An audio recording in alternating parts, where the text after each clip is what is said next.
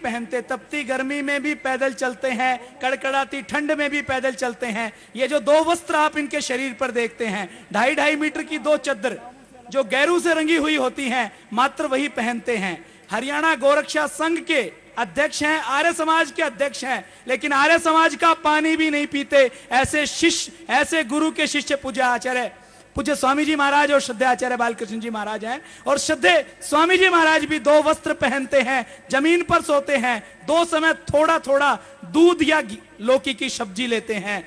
एक बार जब अनशन की बात चलती थी तो हमने पूछा कि अनशन कैसे होता है, तो लोगों ने बताया कि अन्न नहीं खाया जाता। तो फिर हमने कहा कि स्वामी जी महाराज तो पिछले 20 वर्षों से अनशन कर रहे हैं, उन्होंने तो 20 वर्षों से अन्न खाया ही नहीं है।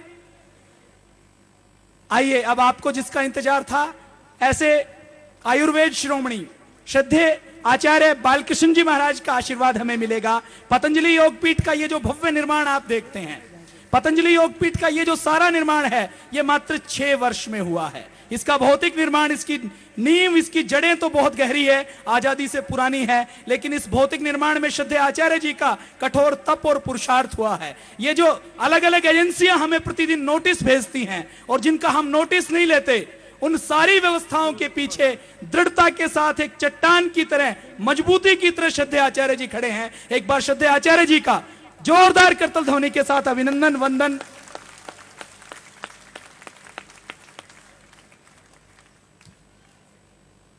भारत माता की वंदे वंदे वंदे।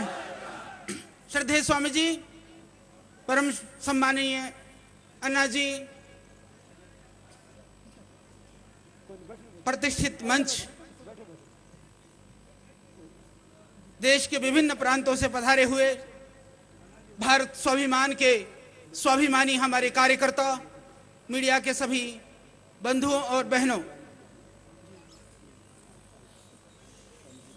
किसी के स्वरूप को समझना हो तो आपको उसके अतीत को समझना होगा। आपने देखा, सुना आंदोलन के संदर्भ में, जिसके लिए यह अभियान किया जा रहा है उसके संदर्भ में, और कहीं आपको थोड़ा सा श्रद्धेय स्वामी जी के अतीत को समझने का कुछ झलकियां आपको मिली। जिस व्यक्ति ने अपने जीवन को पूरी पवित्रता के साथ, पूर्ण पारदर्शिता के साथ जिया हो, और जो अपने लिए नहीं अपितु देश के लिए जीता हो। लोग पूछते हैं, बाबा आपको सब कुछ प्राप्त था, जिसकी प्राप्ति के लिए मनुष्य अपने जीवन को लगाता है, फिर यह आंदोलन क्यों? शायद श्रद्धेय स्वामी जी के हृदय में आप सबकी पीड़ा, देश के 80 करोड़ से ज्यादा लोगों की जो पीड़ा है, उस पीड़ा से श्रद्धेय स्वामी जी पीड़ित होते थे। उस पीड़ा को दूर करने के लिए इस पंगा को श्रद्धेय स्वामी जी ने उठाया है। उनको इस आंदोलन की आवश्यकता नहीं है। लोग कहते हैं कि ये बाबा का आंदोलन, बाबा की यह चीजें, मैं कहता हूं यह देश के 121 करोड़ लोगों का आंदोलन है। श्रद्धेय स्वामी जी का तो आशीर्वाद है और हमारा सौभाग्य है जो व्यक्ति स्वयं उस चीज में जीता हो, जिसके जीवन के अंदर वह उदात्तता हो, आदर्श हो, मूल्य और मर्यादा हो। उस मूल्य और मर्यादा को हमें अपनी आवाज और शक्ति के रूप में हमें सामने देख करके हम सबकी शक्ति भी कई गुणित बढ़ जाती है। इसीलिए स्वामी जी के एक आह्वान पर, एक आवाज पर पूरा देश खड़ा हो जाता है। अभी श्रद्धेय स्वामी जी बता रहे थे, देश के अंदर पूरे अलग अलग प्रांतों में, प्रांतों की राजधानियों में हजारों लोग खड़े हैं। देश में नहीं अपितु विदेशों में भी कई जगह पर हजारों लोग आज इस आंदोलन को, काला धन और भ्रष्टाचार के यह अभियान को सफल बनाने के लिए, भ्रष्टाचार मुक्त देश को देखने के लिए, काला धन को देश में लाने के लिए आज आंदोलनरत हैं। निश्चित रूप से कभी कभी बहुत बड़ी बात, बहुत बड़े उद्देश्य को बहुत छोटी छोटी बातों से उसको डाइवर्ट किया जाता है, उसको कभी कभी भटकाने का प्रयत्न किया जाता है। हमने सुना कुछ लोग कह रहे थे, दिन में बात आई, कुछ लोग कह रहे थे यह तो अनशन के नाम पर मजाक है। देश के करोड़ों लोग, देश के वह पुण्य आत्माएं जिन्होंने अपने प्राणों को, अपने संपूर्ण रक्त की एक एक बूंद को इस देश को समर्पित किया है या समर्पित करने का संकल्प लेकर के यहाँ आए हैं, उनको कहते हैं यह तो मजाक है। मैं एक बात कहता हूं, यदि यह मजाक है तो इस मजाक से ही इतने भयभीत क्यों हो? यदि यह मजाक है तो इस मजाक से इतने भयभीत क्यों हो? क्योंकि तुम फिर असलियत की सामना करने की तैयारी कर लो, क्योंकि शायद वह तुमसे नहीं झेलेगा, उसकी तैयारी कर लो। कभी अभी बात आ रही है, लोग कहते हैं कि बाबा को अन्ना की जरूरत है, कहीं अन्ना को बाबा की जरूरत है, इसलिए बाबा और अन्ना एक हो गए हैं, शायद ये अपने एक दूसरे के लिए एक हो गए हैं। मैं एक बात कहता हूं, बाबा और अन्ना तो एक एक मिलकर के 11 हो गए हैं। तुम सोच लेना अब तुम्हें किसकी जरूरत है। यह अभियान, यह आंदोलन इस बात पर यह कहीं ये डगमगाने वाला नहीं है कि कौन ऊपर है, कौन नीचे है, कौन आगे है, कौन पीछे है, कौन हारा या कौन जीता। इसकी बात क्यों नहीं करते हो कि देश कैसे बचेगा? देश को बचाने के लिए जिन मुद्दों को श्रद्धेय स्वामी जी ने उठाया है, जिन मुद्दों को माननीय अन्ना जी ने उठाया है, क्या वो देश के लिए आवश्यक है या नहीं है? आप बताइए, क्या यह मुद्दे देश की जरूरत नहीं है? यह आंदोलन आज देश की आवश्यकता नहीं है? आज हम कहीं सुरक्षित नहीं है, आज हमारे कहीं जीवन के लिए, रोजी रोटी के लिए कोई भविष्य नहीं है। आगे आने वाली पीढ़ियों के लिए हम कैसा देश दे करके जाना चाहते हैं?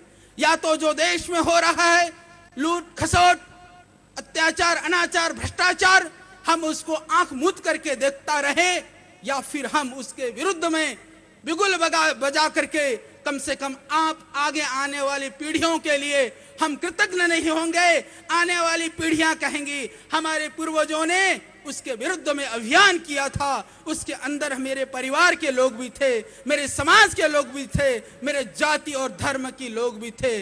इस इतिहास को, इस अतीत को हमें बना करके जाना है। इसीलिए यहाँ पर ये जितने भी लोग बैठे हैं, पूरे मीडिया के भाई यहाँ बैठे हैं, आप पीछे देखिए, जहां तक आपकी दृष्टि जाती है वहां से भी पीछे तक भाई हैं। कितनी भी गर्मी हुई, कितनी भी चिलमिलाती धूप में, यह बिल्कुल भी कोई उठ करके, कोई हिल करके नहीं दिया। मैं तो यहाँ तक कहता हूं कि यह इतने तपस्वी हैं कि सुबह से यह लघु शंका के लिए भी नहीं गए। तो इनकी तप की परीक्षा कोई नहीं ले सकता, क्योंकि इन्होंने अपने प्राणों को अपनी हथेली पर लेकर के राष्ट्र को बचाने को ठाना है। इसीलिए यह श्रद्धेय स्वामी जी के नेतृत्व में यहाँ एक आवाज पर पहुंचे हैं। ये कोई भाड़े की टट्टू नहीं है, ये वो लोग नहीं है जिनको खरीद करके लाया गया हो, ये वो लोग भी नहीं है, ये बिकने वाले भी नहीं है। इनके अंदर एक हिलोरे ले रहा है, राष्ट्रभक्ति की भावना जगी हुई है। इनका खून का कतरा कतरा देश को बदलने के लिए खौल रहा है। ये मचल रहे हैं, अपनी मचलाहट को दूर करने के लिए यहाँ पर इकट्ठे हुए हैं। मैं वंदन करता हूँ आप सबको, नमन करता हूँ। चिंता करने की कोई बात नहीं है। जो रास्ता बदल करके चलते हैं, उस रास्ते को रोकने वाले हजारों लोग होते हैं। अभी बात चल रही थी, कई बार मीडिया के भाई हमसे पूछते हैं कि आप लोगों के खिलाफ तो बहुत जांचें चल रही हैं। मैं एक बात कहता हूं कि वह पिछले 4 जून के बाद हमारे बहन राजवाला ने शहादत दी, बहुत सारे मेरे भाई बहन चोटिल हुए, बहुत सारे लोग। हमने सोचा था, हमसे एक गलती हुई थी।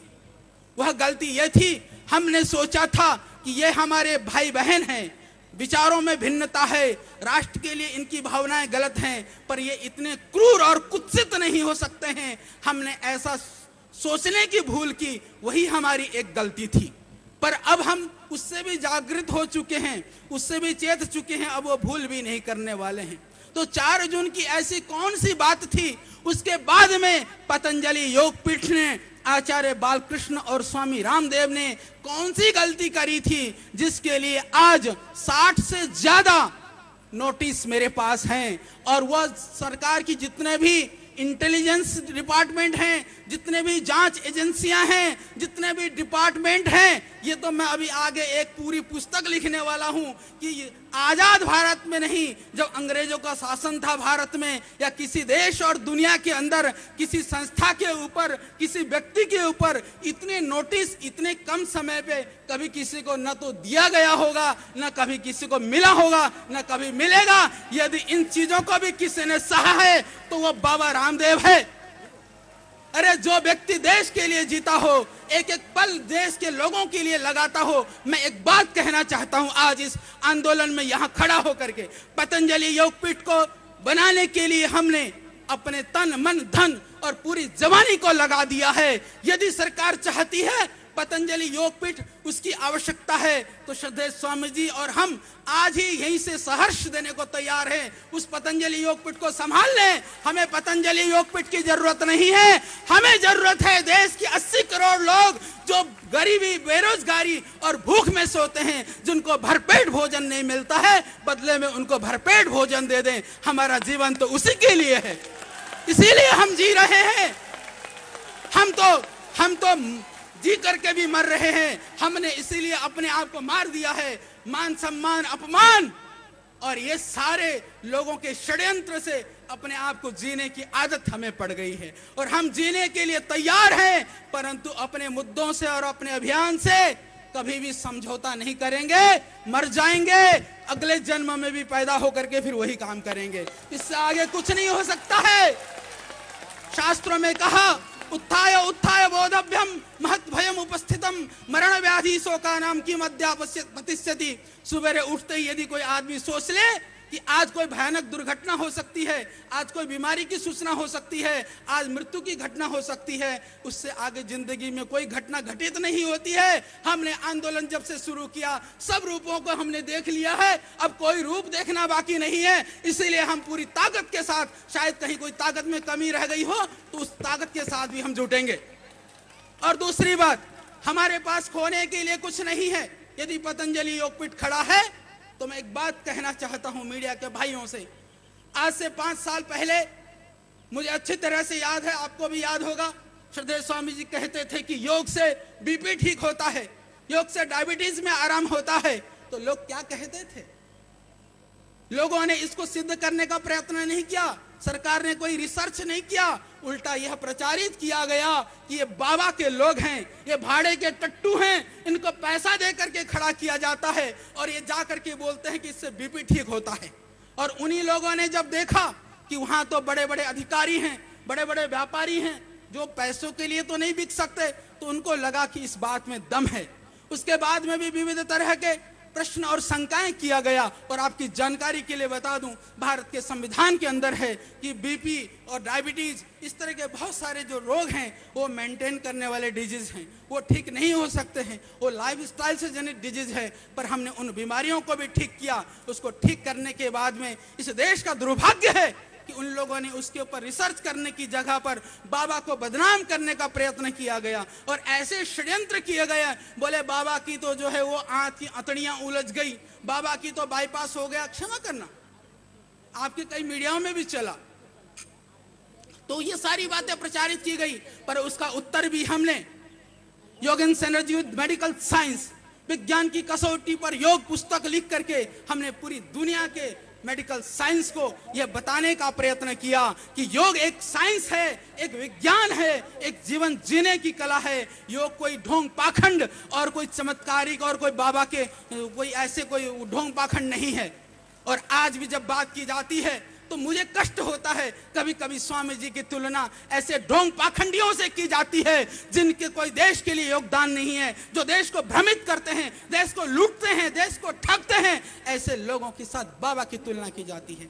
मैं एक बात और बता देना चाहता हूं, बाबा के नाम से तो आज किसी भी तरह से हम लोगों की संस्था के अंदर में, मैं सुबह सुन रहा था, कोई भाई कह रहे थे, बोले जी आपके संस्था के अंदर जो है पारदर्शिता बहुत आपने बताया नहीं। मैं एक बात कहना चाहता हूं कि हमने जितनी पारदर्शिता बरती है उसका एक प्रमाण यह है कि 1 साल से पूरी ताकत के साथ, पूरी ताकत लगा करके सरकारी एजेंसियों को एक तरह से प्रेशराइज कर करके मैं धन्यवाद करता हूं। उन जांच एजेंसियों में भी बहुत सारे अधिकारी ऐसे हैं जिनकी आत्मा अभी मरी हुई नहीं है, बिकी हुई आत्मा नहीं है, परंतु बहुत सारे डरपोक भी हैं, पर इन्होंने पूरी ताकत लगाया। और मैं आज मीडिया के सामने कहना चाहता हूं, सीधे सीधे अधिकारियों को फोन करके कहा गया बाबा नहीं बचनी चाहिए, बाबा को लपेटो, बाबा को रगड़ो, और जो भी करना था पूरी ताकत लगा दी। और मैं आपको और बता देना चाहता हूं कि कई बार आपने देखा होगा मीडिया के अंदर कि पहले आता था बाबा जी को अभी 60 करोड़ का नोटिस आने वाला है। यह 10 दिन 15 दिन पहले ही बता दिया जाता था, जब तक कि वो नोटिस भी नहीं कटा होता था डिपार्टमेंट से। ये पहले से नेताओं को कैसे पता होता था? इसका रहस्य यह है कि वह प्रेशराइज करते थे कि इस चीज के लिए तुम्हारे को इतना नोटिस दिलवाना है।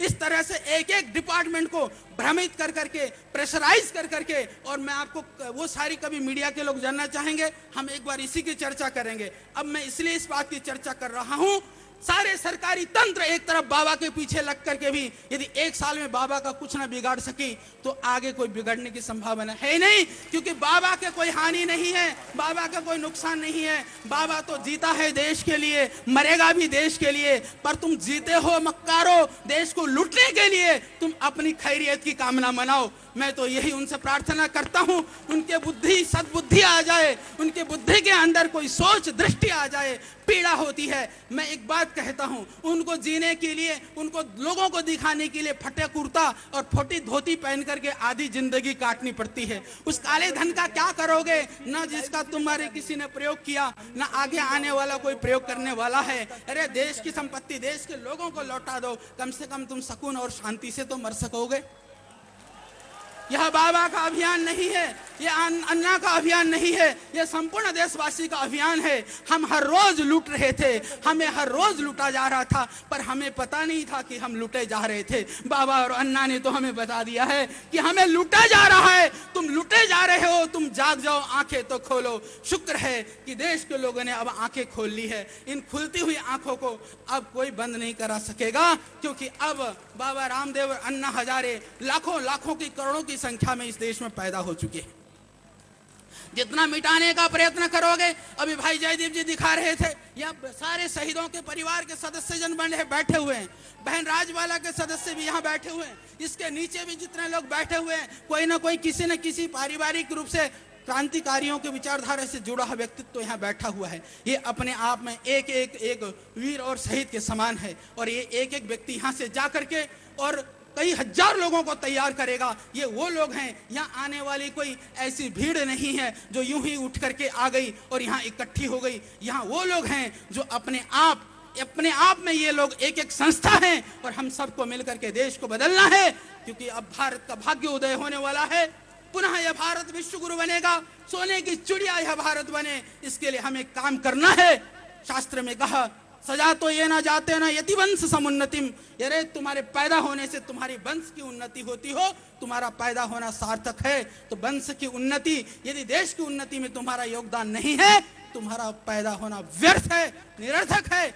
हम उनमें से नहीं है, हम ऐसे पूत नहीं हैं जो माँ को बदनाम होने देंगे। इसीलिए चाहे कितनी भी विपत्तियां आए, हम देश को कुछ करके दिखाएंगे, और देश के ऋण से उऋण होने के लिए हम काम करते हैं। हम इसलिए काम नहीं करते हैं कोई नेता अभिनेता हमारे को आकर के कोई सम्मान देगा, कोई मान देगा, कोई हमारे लिए जो है जय जयकार करेगा। हम तो इसलिए काम करते हैं क्योंकि देश के लोगों की पीड़ा वो हमारे दिल में ऐसी बढ़ गई है, उस पीड़ा से हम पीड़ित और व्याकुल हैं, और अपनी पीड़ा को दूर करने के लिए इन पंगों को हमने उठाया है। तो इसको लक्ष्य तक पहुंचाए बिना वो पीड़ा दूर होने वाली नहीं है। इसलिए उससे पहले विश्राम लेने का कोई मतलब नहीं है।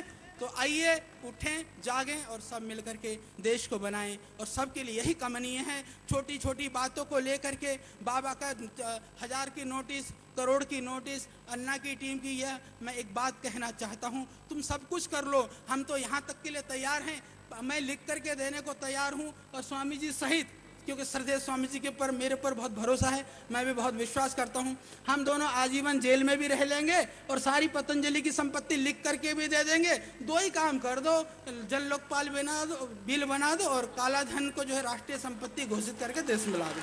तो ये दो काम चाहिए, इसके लिए हम लगे हैं। ओम।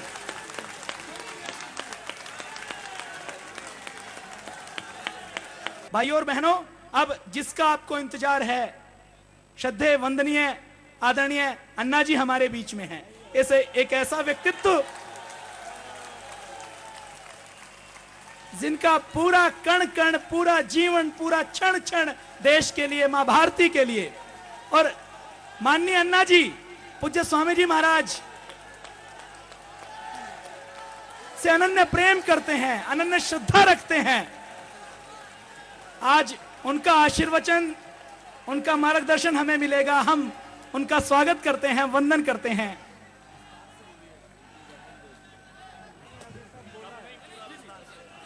भारत माता की, भारत माता की, वंदे वंदे, इंकलाब इंकलाब। धन्यवाद। परम पूज्य स्वामी जी, श्रद्धेय बालकृष्णन जी, आदरणीय व्यासपीठ, सभी मेरे भाई और बहनों, आज मुझे कहने के लिए कोई बातें बाकी नहीं है, सब कह चुके हैं। लेकिन बार बार ये कहा गया कि अन्ना हजारे और बाबा रामदेव ये सन्यासी है, उन्होंने शादी नहीं किया। अरे हम लोग शादी नहीं किया, लेकिन परिवार छोटा नहीं, छोटा करने के बजाय बड़ा हो गया, बड़ा परिवार हो गया। परिवार छोटा कहाँ है?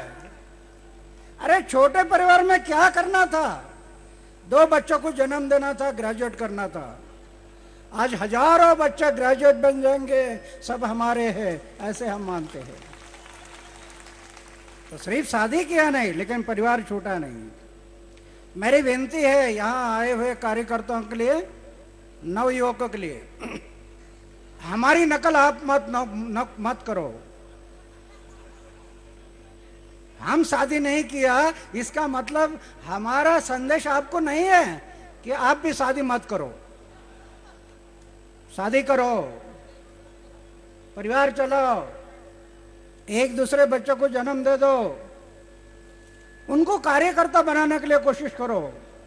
एक छत्रपति शिवाजी फिर से निर्माण होना,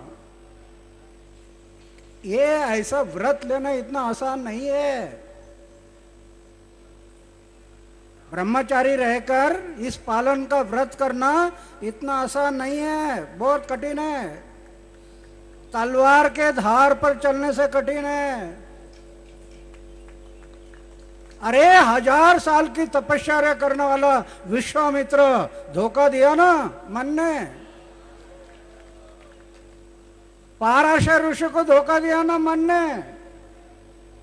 ये मन इतना चंचल है, इतना तेज है और इतना धोखेबाज है, कब धोखा देगा पता नहीं। इसलिए हम लोगों का कहना है, हमारी नकल आप मत करो। क्या भगवान की कृपा हमारे ऊपर हो गई? 75 साल की उम्र में इतना भी दाग नहीं लगने दिया, इतना ही दाग।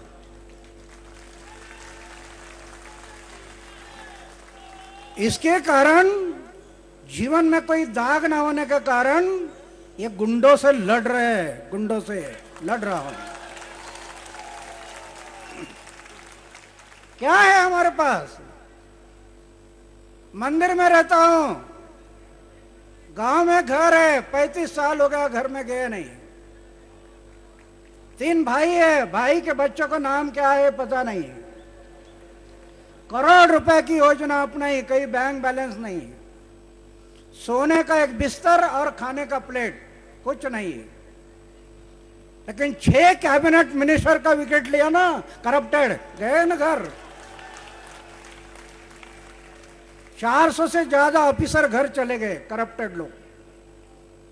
क्या है हमारे पास? कुछ नहीं, चारित्र। चारित्र, कार्यकर्ताओं ने हमेशा अपने चारित्र को संभालना है। जितना हमारा आचार विचार शुद्ध होगा, जितना जीवन निष्कलंक होगा, जितना जीवन में त्याग होगा, जितना इंडिविजुअल अपमान पीने की शक्ति होगी, उतनी काम की ऊंचाई बढ़ेगी। कार्यकर्ता में एक गुण होना, त्याग ये करना ही पड़ता है। ये हमारी भूमि है ना, भारत की भूमि, ये हजारों साल से हमें कहते आ गई, त्याग ये करना ही पड़ता। अगर भगत सिंह, सुखदेव, राजगुरु जैसे लाखों लोगों ने अगर बलिदान नहीं किया होता तो क्या हमें आजादी मिलनी थी? त्याग, त्याग यानी किसी ना किसी को करना ही पड़ता है।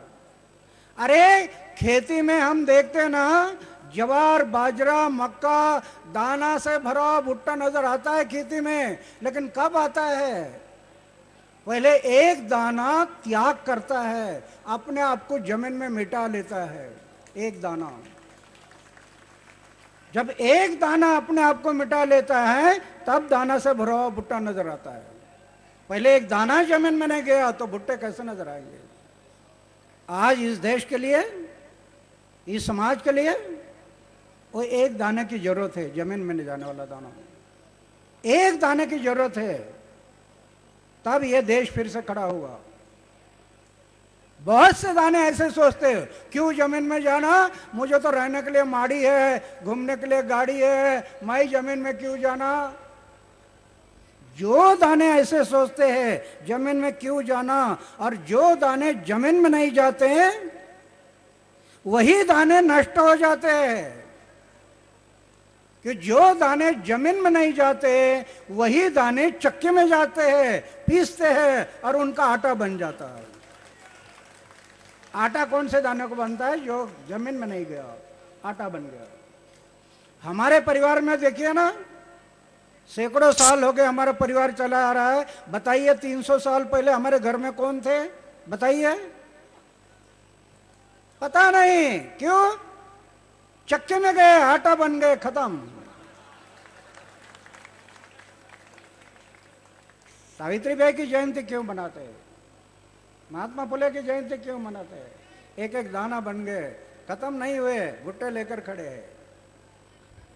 तो मेरे कहने का मतलब है, हम लोग जो कार्य करते हैं अभी, हम लोग परिवर्तन की जो बात कर रहे हैं, इस देश में परिवर्तन लाना है और ये असंभव नहीं है। छोटा परिवार करने के बजाय बड़ा परिवार करो। जैसे हम लोग अभी बड़ा परिवार किया, इतना आनंद है। अरे कुछ नहीं, बैंक बैलेंस नहीं, कुछ नहीं जीवन में, लेकिन लखपति करोड़पति को जो आनंद नहीं मिलता होगा वो हम अनुभव कर रहे हैं। कितना आनंद है वो। ये अभी सामने वालों का आपको कैसे पता चलेगा हम कितना आनंद है? ये आपको कैसे पता चलेगा? शुगर खाने वाला आदमी है, उसको पूछा कितनी मीठी है, वो बोलता बहुत मीठी है। बहुत कितनी?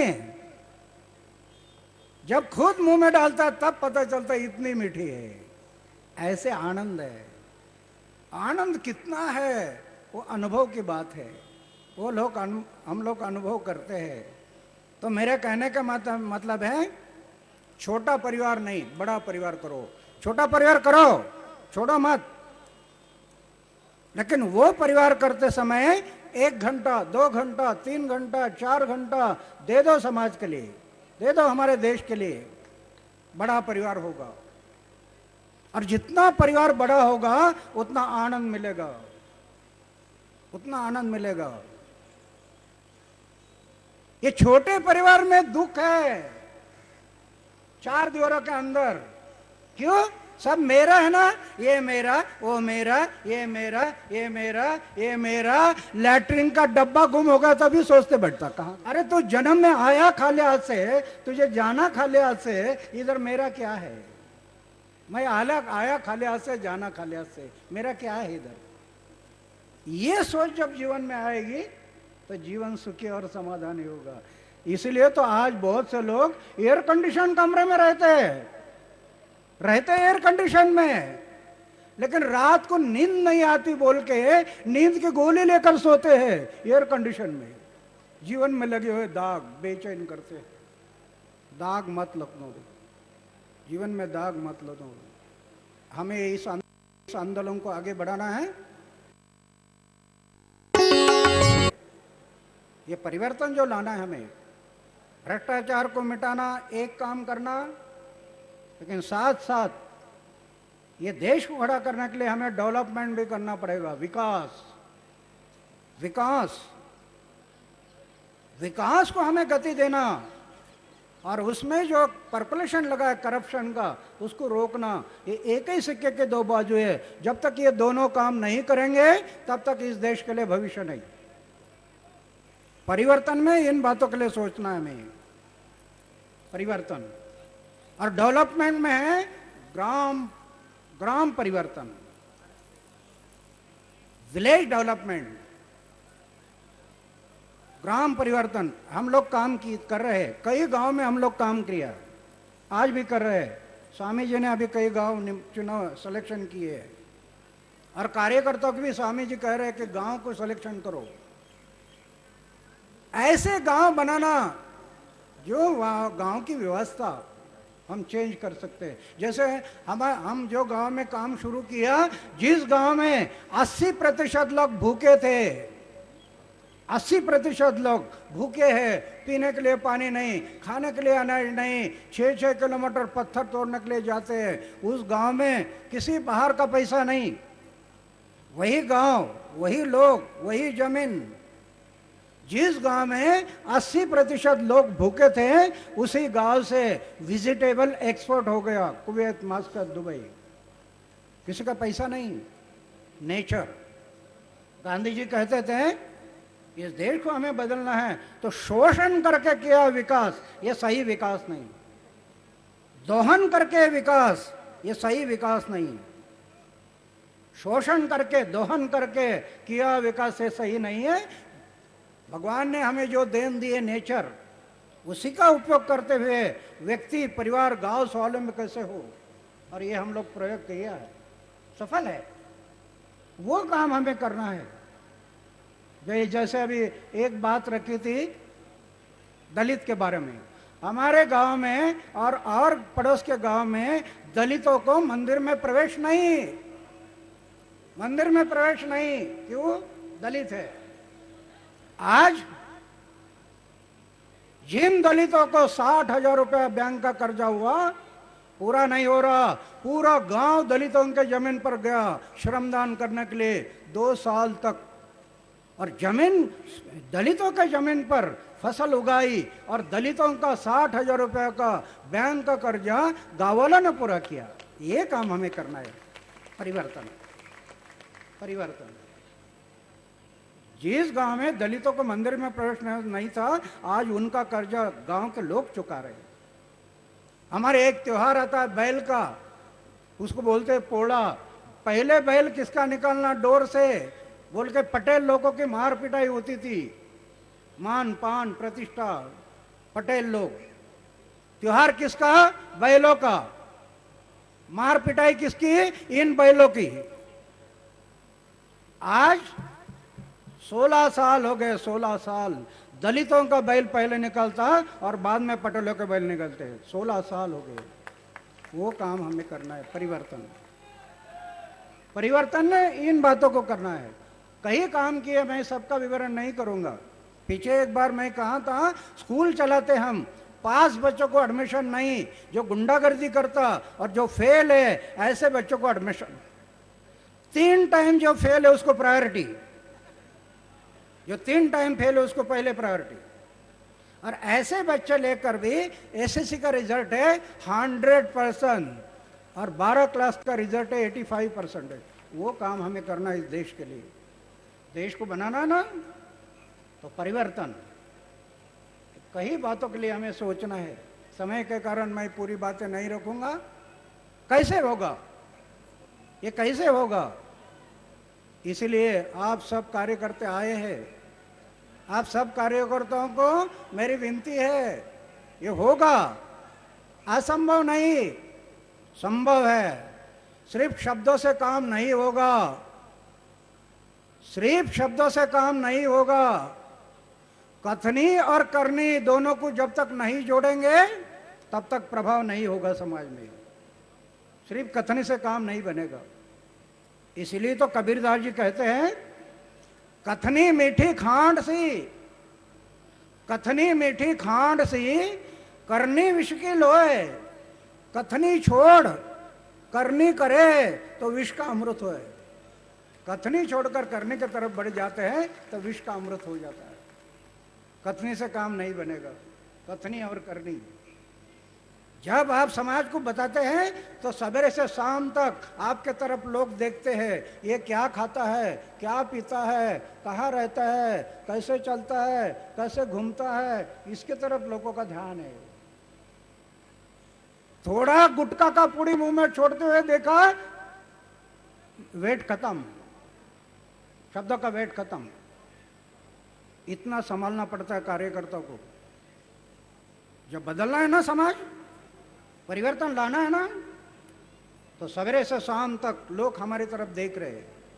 चारित्र को संभालो, जितना चारित्र निर्माण करेंगे उतना आपके शब्दों में वेट आएगा, उतना परिवर्तन में साथ मिलेगा। कई गांव में हम लोग ये प्रयोग किए, कई गांव में। तो मेरा कहने का मतलब है कि हमें परिवर्तन जो लाना है तो उसमें रूरल डेवलपमेंट और उसमें लगा है पर्कुलेशन करप्शन का, उसको रोकना। अभी मैं लड़ रहा हूँ, 25 साल हो गए करप्शन के अपोजिट में, 25 साल हो गए लड़ रहा हूँ ये भ्रष्टाचार के विरोध में, 25 साल से लड़ रहा हूँ। अभी 6 मंत्री तो गए, 400 ऑफिसर गए, लेकिन 7 कानून बनाए, 7 कानून। राइट टू इंफॉर्मेशन पहले महाराष्ट्र में बनाया, राइट टू इंफॉर्मेशन। क्यों? अरे 26 जनवरी 1950 जिस दिन हम प्रजासत्ताक दिन मनाया, उस दिन प्रजा इस देश की मालिक हो गई, प्रजा इस देश की मालिक हो गई। सरकारी तिजोरी उनकी हो गई, वो मालिक हो गया तिजोरी का। मेरे पैसे का आप क्या कर रहे हैं, ये पूछने का हर नागरिक का हक है, मिलना चाहिए, हक मिलना चाहिए। 10 साल लड़ते रहा, 10 साल, आखिर बैठा आजाद मैदान में, करेंगे या मरेंगे। और उस टाइम पर भी 12 दिन का अनशन हो गया और राष्ट्रपति ने राइट टू इंफॉर्मेशन ये कानून पर साइन किया और कानून लागू हो गया। पहले महाराष्ट्र, अभी देश में लागू हो गया। क्या हुआ? सूचना का अधिकार से क्या फर्क पड़ गया? अरे आदर्श सोसाइटी घोटाला बाहर आ गया ना, गए ना 7 सेक्रेटरी अंदर जेल में, 7 सेक्रेटरी अंदर चले गए। अभी मंत्री की लाइन लगने वाली है, 7 गए अंदर। खेल घोटाला बाहर आ गया ना, राइट टू इंफॉर्मेशन, खेल घोटाला। 2G स्पेस घोटाला, राइट टू इंफॉर्मेशन। ये करोड़ों रुपए के घोटाले बाहर आ गए।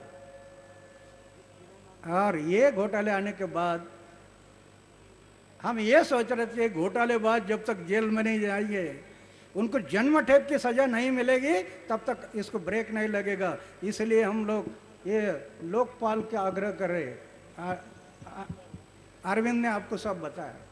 मेरी विनती है, ये तो करना है, लेकिन परिवर्तन में और एक बात करनी है। अरविंद ने बताया 163 दागी लोग अंदर बैठे हैं। कई लोगों को आरोप है, ऐसे लोग भी। तो ये जो अंदर गए हैं, इसको रोकने के लिए राइट टू रिजेक्ट ये करना है, ये सब हमें करना है, ये भाषण नहीं। मैं तो तय किया है कि शरीर में प्राण है तब तक लड़ते रहूंगा, ये कानून बनाते तक लड़ते रहूंगा। और अभी तो बाबा हमारे साथ आ गए, अभी हमारी शक्ति बढ़ गई, अभी झुकाएंगे एक एक को, अभी शक्ति आ गई। तो मेरे कहने का मतलब है कि ये राइट टू रिजेक्ट, एक मतदार संघ में 8 उम्मीदवार खड़े हैं, वोटर बोलते ये तो सब गुंडा है, मैं किसको वोटिंग करना, एक भी इसमें अच्छा नहीं। हमारा कहना है 8 उम्मीदवार खड़े हैं, आखिरी चिन्ह डाल दो नापसंदी, आखिरी चिन्ह डाल दो नापसंदी। अभी वोटर देखेगा, एक भी पसंद नहीं, नापसंदी पर मोहर लगाएगा। और 8 उम्मीदवार से नापसंदी पर वोटिंग ज्यादा गिर गया, इलेक्शन रद्द, फिर इलेक्शन ले लो, बंटवारा करो, पैसा कहां तक करते हैं, एक एक इलेक्शन में 10-10 करोड़ रुपया, 10 करोड़ रुपया एक इलेक्शन का पानी में गया तो दिमाग जगह पर आ जाएगा। और जो इलेक्शन कैंसिल हो जाएगा उन उम्मीदवारों को फिर से खड़ा होने का अनुमति नहीं, कानून। तो पक्ष और पार्टी क्या गुंडा को टिकट देगी, गुंडा को टिकट देगी? समय ज्यादा हो गया, मैं ज्यादा नहीं कहूंगा, मेरी विनती एक है, भगत सिंह को भूलना नहीं, शहीद भगत सिंह को भूलना नहीं, सुखदेव राजगुरु जैसे ने हमारे लिए बलिदान किया, उनको भूलना नहीं। कई लोग गद्दार हो गए, हम गद्दार नहीं होना, बहुत बड़ा ऋण है हमारे ऊपर, हमारी आजादी के लिए जो कुर्बानी की उनका बहुत बड़ा ऋण है हमारे ऊपर। मैं तो उनको हृदय का साथ जोड़ कर रखा है, उनको जोड़ कर रखा है मेरे हृदय के साथ। और मृत्यु की भी चिंता नहीं है, मरने से कोई भय नहीं, लड़ते रहता हूं, कोई मरने का भय नहीं। अरे हार्ट अटैक आकर लोग मरते, हार्ट अटैक, ऐसे हार्ट अटैक आकर मृत्यु आना, इसके बजाय समाज और देश के लिए मृत्यु आ गया तो हमारा सौभाग्य होगा, वो समाज और देश के लिए ये हमारा सौभाग्य होगा। चारित्र को संभालो, चलते रहो, सच्चाई का मार्ग छोड़ना नहीं, सत्य हमेशा सत्य होता है, सत्य कभी झूठ नहीं होता। सच्चाई के मार्ग से चलते रहो, भगवान आपकी रक्षा करते रहेगा, भगवान आपकी रक्षा करता रहेगा। सच्चाई नहीं छोड़ना, सत्य कभी पराजित नहीं हुआ आज तक। सत्य के मार्ग से कठिनाई बहुत आ गई, सत्य के मार्ग से कठिनाई बहुत आ गई। अभी बालकृष्ण जी बोलते ना कितने कठिनाई आती है, सच्चाई के मार्ग से कठिनाई बहुत आती है, दिक्कत बहुत होती है, लेकिन सत्य कभी पराजित नहीं हुआ इतिहास में। सत्य ये सत्य ही रहा, सत्य के मार्ग से चलते रहो, हमेशा सत्य सत्य रहेगा। तो मेरी विनती है, आज कई लोग गद्दार बन गए, उनको बनने दो, हम नहीं बनना, देश के लिए हम नहीं बनना। आज देखते ना, कई लोग, हिंदू आदमी मर जाता तो 4 लोग कंधे पर लेकर जाते, मुस्लिम भाई कोई मरता तो डोली में बंद करके ले जाते, क्रिश्चियन भाई कोई मरता है तो पेटी में बंद करके ले जाते। राजनीति में बहुत से लोगों को ऐसे लगता है कि स्मशान में जाते समय भी चेयर में बैठकर ही जाना चाहिए, कुर्सी में बैठकर जाना चाहिए। इसके कारण ये देश की हालत बन गई, सेवा भाव नहीं रहा, बलिदान की याद नहीं रही, इसके कारण ये देश की हालत बन गई। ये बदलना है आपको, हमें, आप और हमें बदलना है, असंभव नहीं है। कितने गांव है, अभी स्वामी जी कह रहे थे 6 लाख गांव, 6 लाख गांव का ग्राम सभा का सुझाव लेना, 6 लाख गांव, और देना है राष्ट्रपति और पंत प्रधान, उनके सर पर गठड़ी संभालो। एक तो लोकपाल लाओ या काला धन लाओ, तब ये गठड़ी निकाल दो। ये तो अभी मेरी सभा चल रही महाराष्ट्र में, 36 डिस्ट्रिक्ट, 36 डिस्ट्रिक्ट, 33 डिस्ट्रिक्ट में मेरी सभा हो गई और कल आधा से मैं इधर आ गया, क्योंकि बाबा को मैं वचन दिया था मैं आ जाऊंगा। नहीं तो कई लोगों ने फिर लिखना था बाबा और अन्ना में मतभेद। ये हमारे में मतभेद नहीं होते, कई लोग मतभेद करने का कोशिश करते हैं। तो ये हो सकता है। सिर्फ मेरी विनती है कि 6 लाख गांव है देश में, हम सब गांव के कार्यकर्ता हैं। एक कार्यकर्ता ने एक गांव लिया, कितनी आबादी है? 121 करोड़। उसमें से सिर्फ 6 लाख कार्यकर्ता चाहिए, सिर्फ 6 लाख बस। अगर 6 लाख कार्यकर्ता ने यह सोचा कि मुझे एक दाना बनना है, जमीन में जाने वाला, तो यह देश बदलने में समय नहीं लगेगा। सिर्फ 6 लाख। अरे नहीं गए जमीन में, क्या करेंगे? जमीन में नहीं गए, क्या करेंगे जीवन में? लखपति बन गए, करोड़पति बन गए, आगे क्या? एक करोड़पति था, उसकी जयंती मना रहे, किसी ने सुना? हमारे देश में एक करोड़पति था, उसकी जयंती मना रहे। अरे लखपति बनो नहीं करोड़पति बनो, सिर्फ खुद के लिए जिंदा रहने वाले लोग हमेशा मरते हैं, औरों के लिए मरने वाले, देश के लिए मरने वाले लोग जिंदे हैं। जो देश के लिए मरते हैं वो हमेशा के लिए जिंदे हैं, खुद के लिए जिंदे रहने वाले लोग हमेशा मरते हैं। इतिहास है। इसलिए मेरी विनती है, 6 लाख युवक, 6 लाख लीडरशिप, एक गांव में एक, जैसे हम ये प्रयोग किए हैं, एक एक गांव में एक एक लीडरशिप, इतना शानदार गांव बन रहे हैं। वो काम हमें करना है। समय के कारण मैं ज़्यादा ना कहूँगा। आप हमें एक महसूस हो गया, आज़ादी की दूसरी लड़ाई शुरू हो गई है। इसलिए दोपहर को इतना धूप था, इतनी गर्मी थी, फिर भी मेन रोड तक पब्लिक धूप में बैठे थे, धूप में बैठे हैं।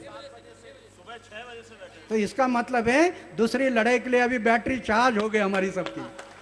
अभी लड़ते रहेंगे, लड़ते रहेंगे। अभी चार्ज हो गई बैटरी। आप सबके लिए मैं धन्यवाद करता हूं और रुक जाता हूं। भारत माता की वंदे इंकलाब।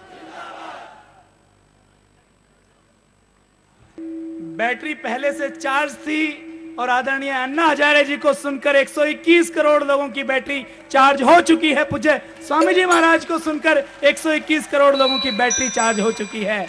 लुटता हुआ वतन देखकर, लुटता हुआ वतन देखकर खून जिसका खोला नहीं, लुटता हुआ वतन देखकर खून जिसका खोला नहीं, सोचो ऐसे खून की रवानी किस काम की है। कर्ज इस माटी का, कर्ज इस माटी का चुकाए बिना जो ढल जाए, कर्ज इस माटी का चुकाए बिना जो ढल जाए, बताओ साथियों वो जवानी किस काम की है। आइए अपनी जवानी को अपने देश पर आहूत कर दें। और भाइयों और बहनों, पूज्य स्वामी जी महाराज जब काला धन लाने की बात करते हैं तो सरकार के लोग कहते हैं कि यह संभव नहीं है। भाइयों और बहनों, दुनिया में ऐसे बहुत से देश हैं जो काला धन वापस लाए हैं। नाइजीरिया अपना $522 million, Peru $180 million, Philippines, Zambia, America, Germany, Tunisia, Pakistan जब अपना धन ला सकते हैं तो हम क्यों नहीं ला सकते। आइए काला धन वापस कैसे आएगा इसको जानने के लिए, पूज्य स्वामी जी महाराज के आशीर्वाद के लिए, पूज्य स्वामी जी महाराज को आमंत्रित करने के लिए मैं मौलाना रिजवी जी को आमंत्रित करता हूं कि वो अपनी बात रखें और पूज्य स्वामी जी महाराज को आमंत्रित करें। एक बार जोरदार करतब ध्वनि के साथ मौलाना साहब का अभिनंदन।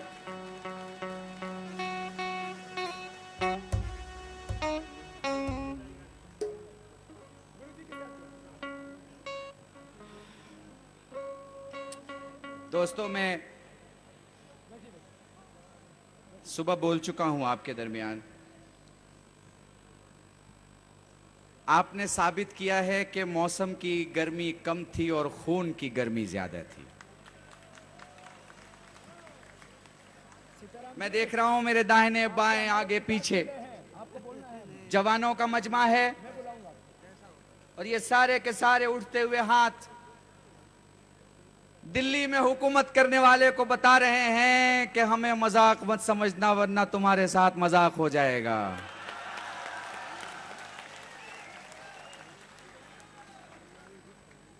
देखिए, हम चूंकि कोई प्रेस कॉन्फ्रेंस नहीं कर रहे हैं, हर आदमी की इंडिविजुअल जहनियत होती है, बात करने का अपना तरीका होता है। स्वामी रामदेव जी महाराज चूंकि एक आध्यात्मिक गुरु हैं और उनकी बातों में, उनकी वाणियों में ये चीज आपको, ये खुशबू आपको देखने को मिल सकती है। इसलिए हमने कहा कि हम किसी का नाम नहीं लेना चाहते। ये बात कहने के पीछे हमें किसी की बात के खिलाफ बात नहीं करना। हम देश के लिए खड़े हैं। हमारा मतभेद तो हो सकता है, मनभेद नहीं हो सकता। यहीं से अपनी बात शुरू करूंगा। मेरे बड़े भाई अन्ना हजारे जी जो क़यादत कर रहे हैं, मेरे बड़े भाई स्वामी रामदेव जी जो क़यादत कर रहे हैं, उनकी इजाजत से मुझे एक सवाल का जवाब दो। अगर तुम्हारी कश्ती में टिकट लेके कोई बैठा हो और उसने अपनी कुर्सी के नीचे बीच दरिया में सुराख करना शुरू कर दिया हो, क्या करोगे? उसे समझाओगे, डांटोगे? नहीं माना तो यह कह के उतार के फेंक दोगे कि डूबना है तो अकेला डूब, मेरी कश्ती को क्यों डुबाता है? यह आंदोलन यही ऐलान करता है हिंदुस्तान में, सियासत की दुनिया में, हिंदुस्तान की खिदमत करने वालों के लिए कि अगर कोई कहीं बैठकर अपनी कुर्सी के नीचे सुराख कर रहा है तो मेरे लिए वो मेरी धरती के नीचे सुराख है। याद रखो, अगर कोई मेरी कश्ती को नुकसान पहुंचाएगा हम उसे डुबा देंगे, लेकिन कश्ती को डूबने नहीं देंगे।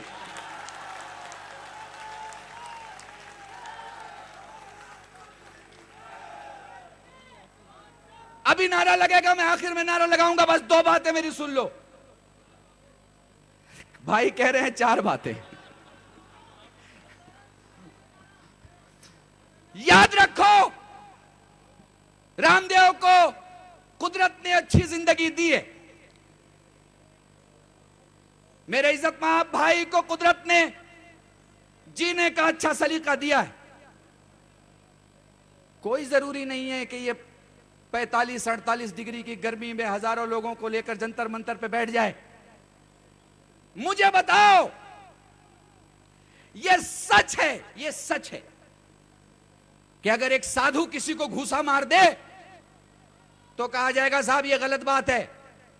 लेकिन मुझे बताओ, अगर किसी बहन की इज्जत लूटी जा रही हो और लूटने वाले को साधु घूसा मारे तो यह घूसा सही है कि नहीं है? जवाब दो मुझे। तो फिर ये क्यों कहते हैं कि साधु घूसा क्यों मार रहा है? मेरी देश की अस्मिता लूटी जा रही है, फिर भी साधु साधु रहे और घूसा ना मारे।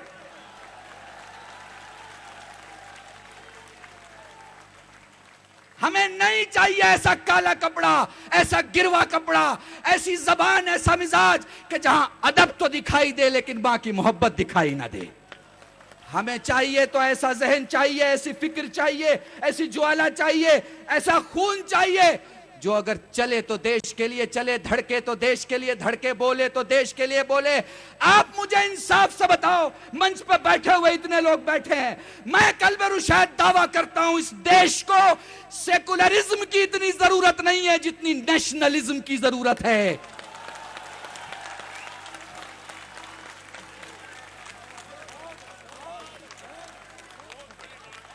60 साल से सियासतमदारों ने सेकुलरिज्म के दावे पे अपनी सियासत की रोटियां सेकी हैं।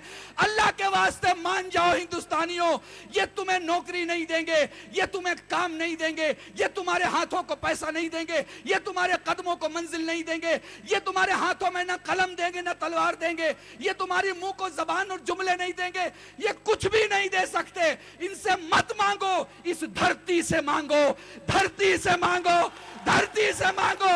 और यकीन जानो, धरती को 1 दोगे तो धरती तुम्हें 70 देगी, 700 देगी, 7000 देगी।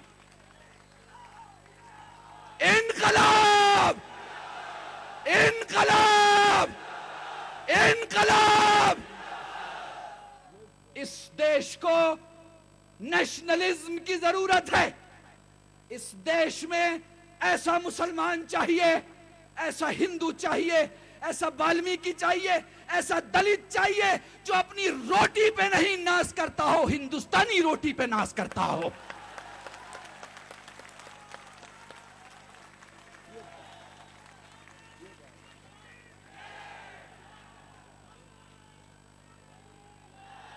मैं आखिर में नारा लगाऊंगा, जवाब देना और अपनी बात खत्म कर दूंगा। याद रखो ये एक सन्यासी का प्रोग्राम है और सन्यासी पहले ही कह चुका है मेरे पास पीछे जाने का कोई रास्ता नहीं है, आगे करोड़ों की आबादी मेरा इंतजार कर रही है। और बस अगर तुम्हारी मोहब्बतें साथ हैं तो यही खत्म करता हूं। अपने हाथों को बुलंद करो और एक बार मैं कहता हूं हिंदुस्तान, और तुम्हें हाथों को हाथों से मिला के, कदमों को कदम से मिला के, मिजाज को मिजाज से मिला के अपनी जगह खड़े होकर जवाब देना पड़ेगा। हिंदुस्तान, हिंदुस्तान जिंदाबाद, हिंदुस्तान जिंदाबाद। इस टीवी के माध्यम से और ये 100 चैनल के माध्यम से मैं दुनिया को बताना चाहता हूं, कल्बे रुशैद का ये जुमला याद रखना, पूरी दुनिया में जिंदगी के नाम पे जीने वाले इतने लोग नहीं है जितना भारत में भारत के नाम पे मरने वाले लोग हैं।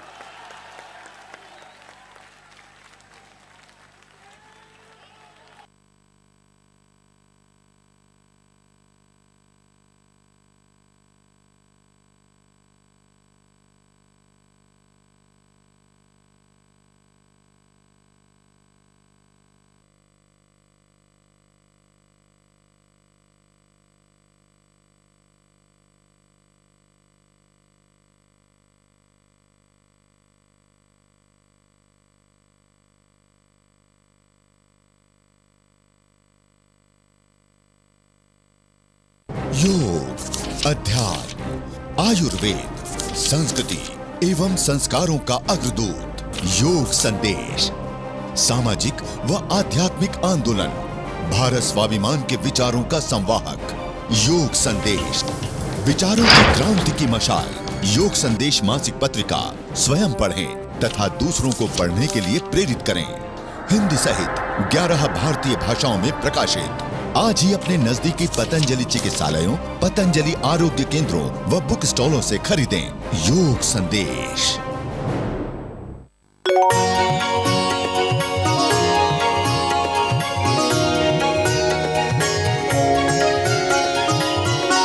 आस्था जीवन का आधार।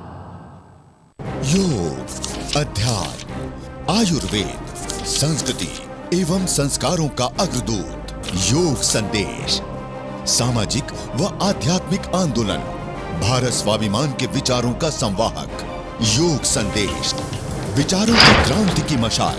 योग संदेश मासिक पत्रिका स्वयं पढ़ें तथा दूसरों को पढ़ने के लिए प्रेरित करें। हिंदी सहित 11 भारतीय भाषाओं में प्रकाशित।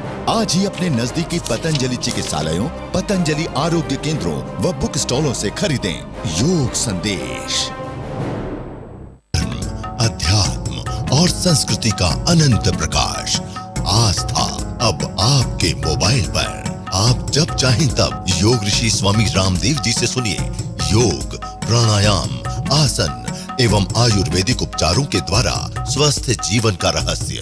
आयुर्वेद मनीषी आचार्य बालकृष्ण जी से सुनिए फलों व औषधीय पौधों से रोगोपचार। साथ ही आस्था पर प्रसारित विभिन्न संतों व भजन गायकों के भजनों को सुने। आज ही डायल करें 5051919। BSNL के उपभोक्ता डायल करें 125519।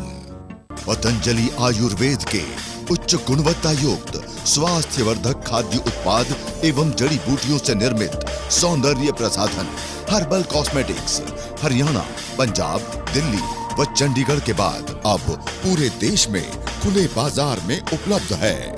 जो भी देशभक्त व्यापारी इन स्वदेशी उत्पादों को उपलब्ध कराने की इस स्वदेशी सेवा में सहयोग करना चाहते हैं, वे हमारे डिस्ट्रीब्यूटर से तुरंत संपर्क करें। अधिक जानकारी के लिए कॉल करें।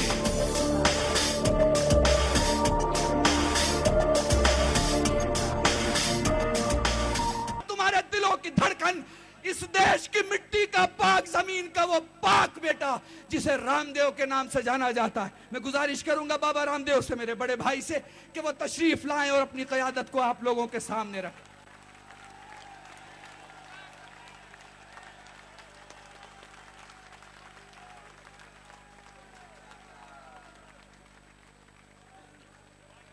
हमारे कल्बे रुशैद भाई जी के एक बार सबके ओर से जोरदार अभिनंदन। ऐसे भारत माता के राष्ट्रवादी जिन्होंने जज्बाती सपूतों पर हमें गर्व है। और इस कार्यक्रम के दौरान, क्योंकि अब समापन की ओर हम बढ़ रहे हैं, सब बैठ जाएंगे, जो बैठे थे वो बैठ जाओ वापस, क्योंकि पीछे बहुत भाई बहन, मेरी नजरें भी जहां तक नहीं देख पा रही हैं वहां तक हाथों में तिरंगा दिखाई दे रहा है। एक बार सबका अभिनंदन।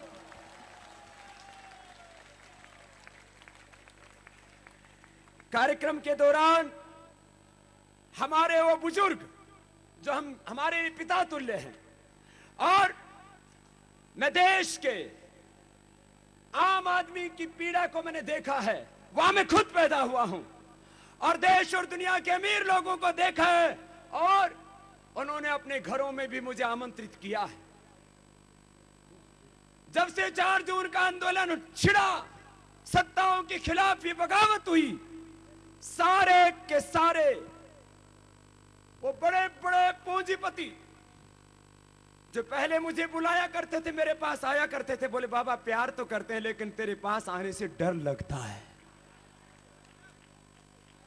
एक भारत माता का बेटा बैठा है सीताराम जिंदल, और वो संघर्ष के समय हमारे मंच पे आके बैठा है। जिंदल साहब एक बार खड़े हो जाइए जरा, एक बार सबकी ओर से इस बेधड़क बेटे का भारत माता के इस लाल का अभिनंदन है। बैठे बैठे। और ऐसा हिम्मत रखने वाला होना चाहिए कि आ जाओ जिसके जी में आए, और ऐसा कोई, अब ये कोई यूं कहेगा मैं हरियाणा की बात कह दूंगा तो बोलेगा बाबा अपने वाड़े की बड़ाई कर रहा है, लेकिन भाई ऐसी ताल ठोकने की हिम्मत वहां की माटी में है। एक बार फिर से अभिनंदन है इनका। सुनो भाई बहनों, अरे आज ये 3 जून को आंदोलन खत्म नहीं हो रहा है, 4 जून से लड़ाई अब शुरू हो जाएगी, और तब तक चलेगी जब तक ये काला धन नहीं मिलेगा। उसका ऐलान अब होने वाला है। मैं थोड़ी सी चर्चा कर देता हूं, कल से क्या होगा। आदरणीय अन्ना हजारे साहब ने भी कहा, महात्मा गांधी जी ने कहा, एक एक गांव में एक एक जिंदा शहीद तैयार करना पड़ेगा। और अन्ना साहब वो शहीद तैयार कर दिए गए 6,38,365 गांव में, बस उनका प्रशिक्षण का काम पूरा हो जाएगा, और ये हिंदुस्तान को बचाने का काम अब हिंदुस्तान के गांव के लोग करेंगे। शहर के लोग भी इसमें सम्मिलित होंगे। हम जितने भी यहां पर बैठे हैं सब भारतवासी, हम पहले गांववासी हैं। हमारे बड़े बुजुर्ग 2, 3, 5, 7 पीढ़ियों पहले गांव में पैदा हुए थे। गांव में भारत की आत्मा बसती है। याद रखो, गांव में हमारे पूर्वजों की आत्मा बसती थी, और उस मिट्टी को उठाने का मतलब है अपनी पूर्वजों की आत्मा को श्रद्धांजलि देना, उनको उनका शत श्राद्ध करना। भाई बहनों, कल से क्या करना है? कल से जो ग्राम आंदोलन समितियां 6,38,365 गांव में बन चुकी हैं, वो अपना काम शुरू करेंगी। हमारी तहसील समितियां इस काम में लगेंगी, और 4 जून से लेकर के, वैसे काम तो 1 महीने में हो जाएगा, लेकिन इसमें 8 अगस्त तक का समय लग सकता है। 9 अगस्त को अंग्रेजों ने, जिन्होंने बहुत जुल्म किया भारत के ऊपर, 70 से ज्यादा देशों में जिनका साम्राज्य था, जिनके राज्य में कभी सूर्यास्त नहीं होता था, उन अंग्रेजों को परास्त करने के लिए भारत के वीर वीरांगनाओं ने संकल्प लिया। पूज्य बापू के नेतृत्व में कहा, अंग्रेजों भारत छोड़ो। ये 9 अगस्त को ये संकल्प हुआ था। अब 9 अगस्त को 6,38,365 ग्राम पंचायतों से और 2,32,33,000 ग्राम सभाओं से हम प्रस्ताव लेकर के आएंगे कि आदरणीय प्रधानमंत्री जी, काले धन को राष्ट्रीय संपत्ति घोषित करके इसको देश को दिलवाइए। भ्रष्टाचार को मिटाने के लिए मजबूत लोकपाल बनाइए। अंग्रेजों के वक्त के चले आ रहे इन काले कानूनों को खत्म कीजिए। लैंड एक्विजिशन एक्ट को खत्म कीजिए।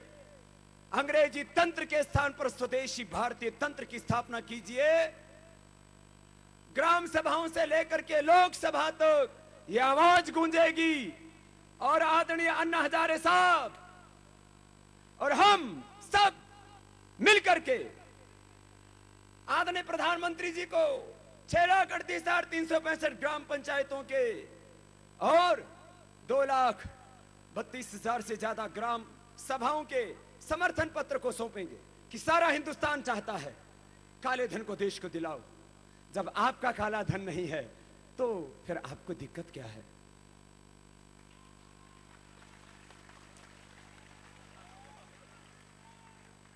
जब आप भ्रष्टाचार नहीं करते हो तो मजबूत जनलोकपाल बनाने से क्यों डरते हो? यह तो बताओ प्रधानमंत्री जी।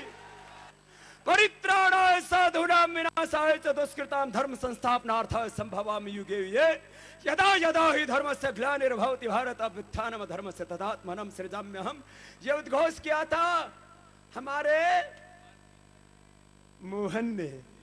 प्यारे जागो जागो मोहन प्यारे, भारत मां तुम्हें, जरा जोर से बोलो जागो मोहन प्यारे। अब क्या कहें? ग्राम सभाओं से लोकसभा सदस्यों से हम मिलेंगे।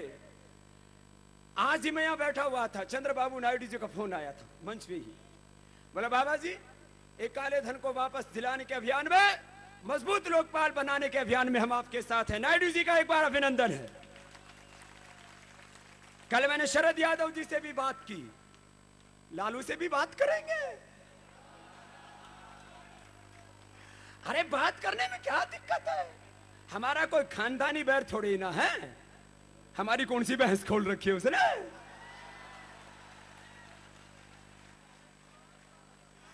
अच्छा मुझसे मिले ये जब पटना में, तो मुझसे बोला है उन्होंने, आप उन टीवी वाले उनका बयान लेना।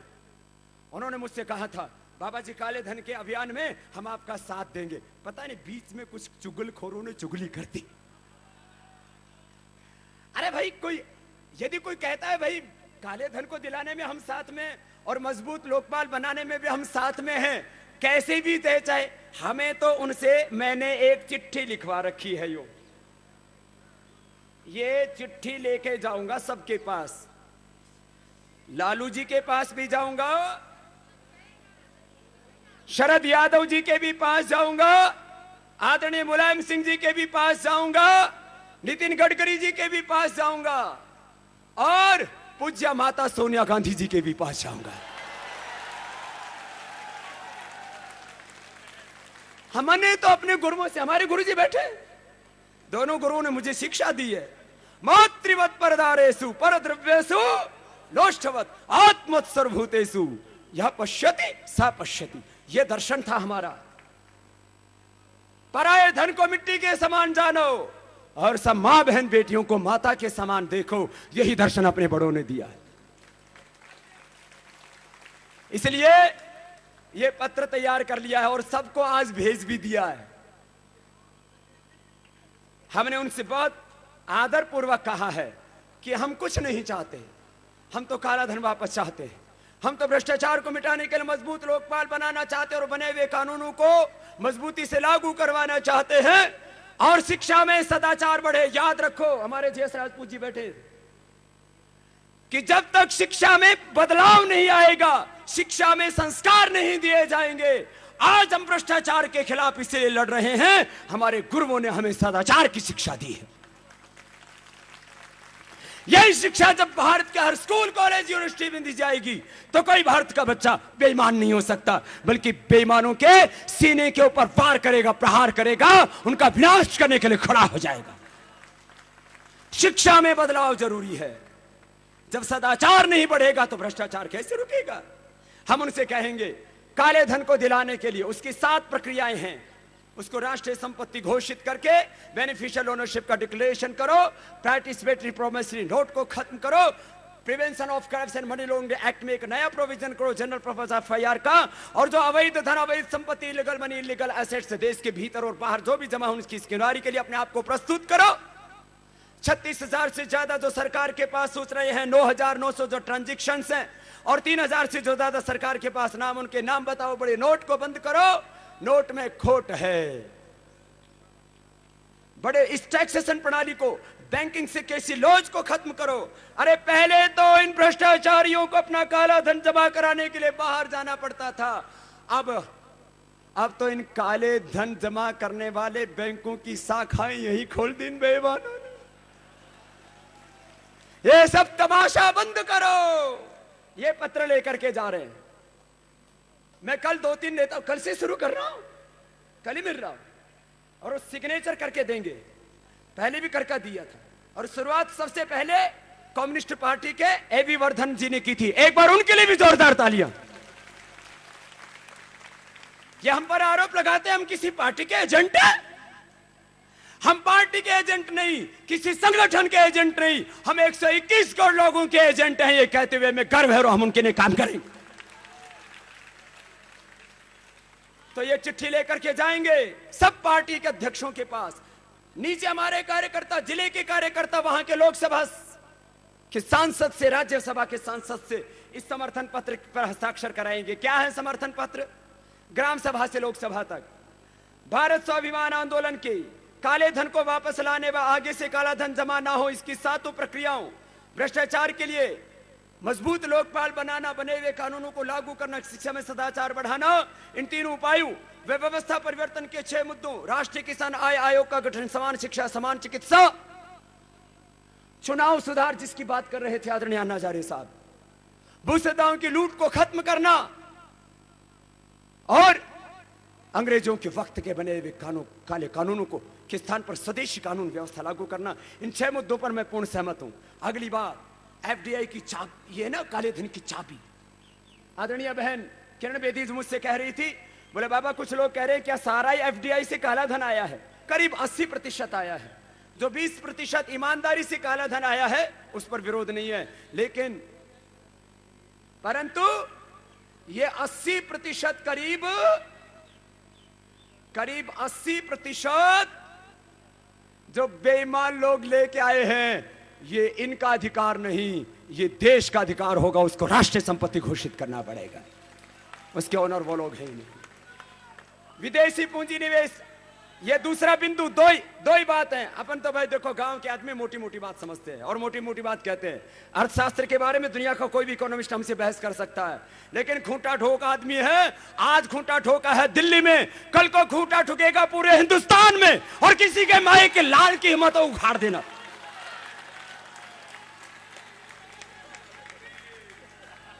और सुन लो भाई, विदेशी पूंजी निवेश, एफडीआई के नाम पर जो देश में धन आया है, उस धन के मूल स्रोत व वास्तविक मालिकों के बारे में पूरी जानकारी उपलब्ध कराने का कानून और प्रावधान सरकार को तुरंत करना चाहिए।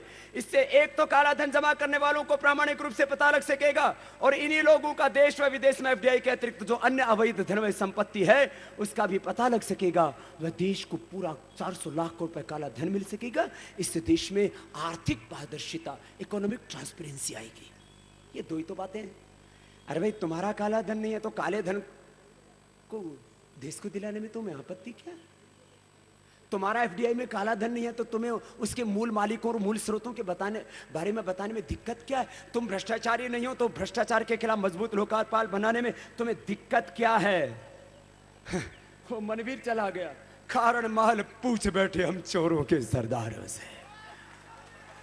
वो कविता मनवीर की है भाई, बाबा की नहीं है। रहे हो उसका अभिप्राय समझ लेना। ये इस पत्र पर हस्ताक्षर लेने के लिए हम जाएंगे। प्रधानमंत्री का पत्र सब मीडिया के भाइयों को दिया गया है।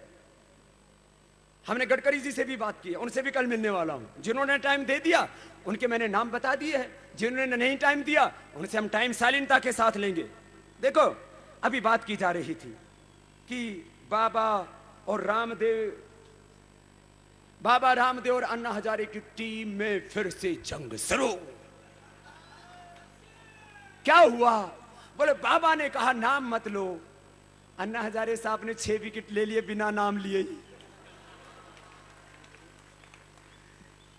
तो ना, लेकिन मैं एक बात कहता हूं, हम भी कभी कभी नाम लेते हैं, लेना भी पड़ता है।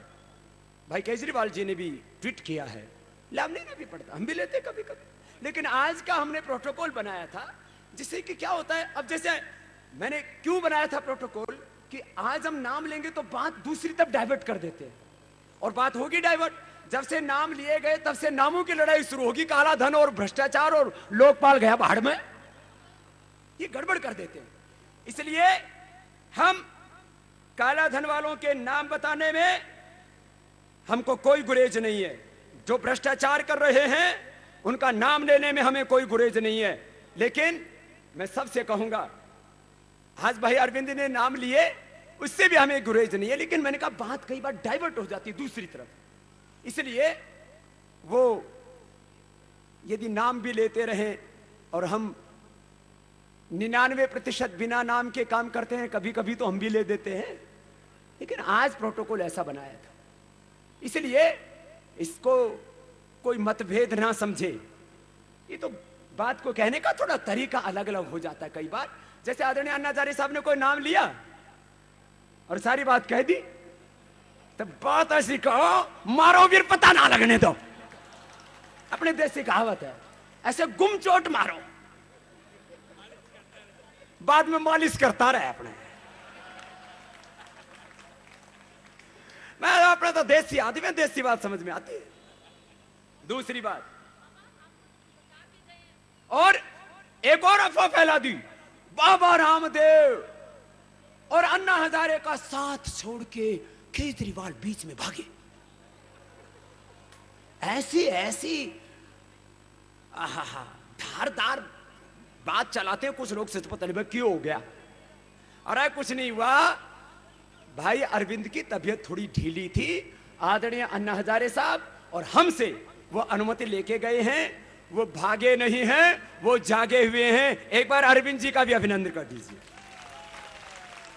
अब बात कहने के तौर तरीकों को लेकर के कोई इसमें घर में भी तो बाप बेटे की, गुरु शिष्य की कई बार बात कहने के तौर तरीकों को लेकर के कोई बात रोज होती रहती है, ये कोई विवाद का मुद्दा थोड़ी है। और समझो, सुन लो भाई, जहां बुद्धिमान लोग रहेंगे वहां थोड़ी बहुत खटपट होगी,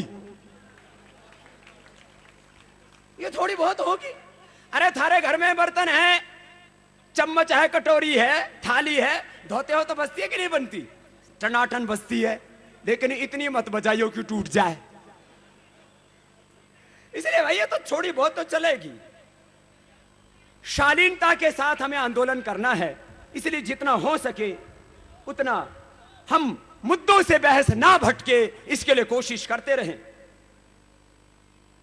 और एक अच्छा, हमने किसी पार्टी का नाम लिया सुबह से, बताओ भाई, मैंने किसी पार्टी को नाम लियो? तो नाम ना लियो तो एक पार्टी के पेट में दर्द क्यों हुयो? मैंने तो नाम नहीं लियो और वो पार्टी का पेट में दर्द क्यों हुयो? बोलो तो। एक ही पार्टी को पेट में दर्द हो रहा है और यूं कह रहे इनकी साख गिर रही है। अरे मारी तो गिर रही है कि उठ रही है, तुम्हारी तो राख हुई पड़ी है। साख गिर रही है। फिर दूसरों बोलो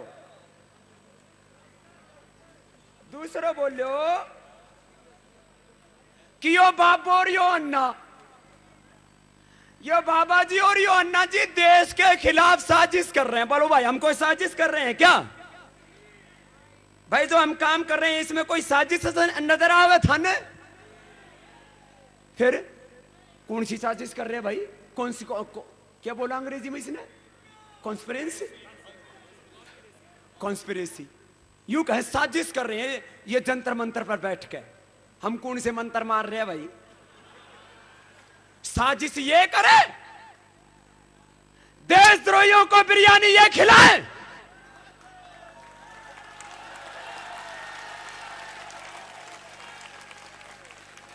और बाबा रामदेव और अन्ना हजारे को देश के खिलाफ साजिश रचने वाले देशद्रोही बताए। ये कहते हैं हम लोकतंत्र, अभी बयान आया इस पार्टी को, मैं नाम नहीं लूंगा इस पार्टी को कई दिनों तक। और घना परेशान करेंगे तो ले भी दूंगा भाई। हम अपनी तरफ से पंगा मोड़ नहीं लेंगे। और भाई कोई सामने से सींग मार रहे तो फिर देख भी लेंगे। हमने आपसे कहा हमला चाहे जैसा होगा हाथ हमारा। और ये काम हुआ। यूं बोले बाबा इस बार फिर तैयार रहियो। इधर भी लगे हुए 2-3 हजार उधर भी लगे हुए हैं। और बोलो 6 बजे के बाद 1 मिनट बेटा रुक गए ना फिर देख लेंगे। मन का हम भी देख लेंगे। इसका मतलब कोई लड़ाई के लिए नहीं कह रहा हूं, हम पहले ही चले जाएंगे।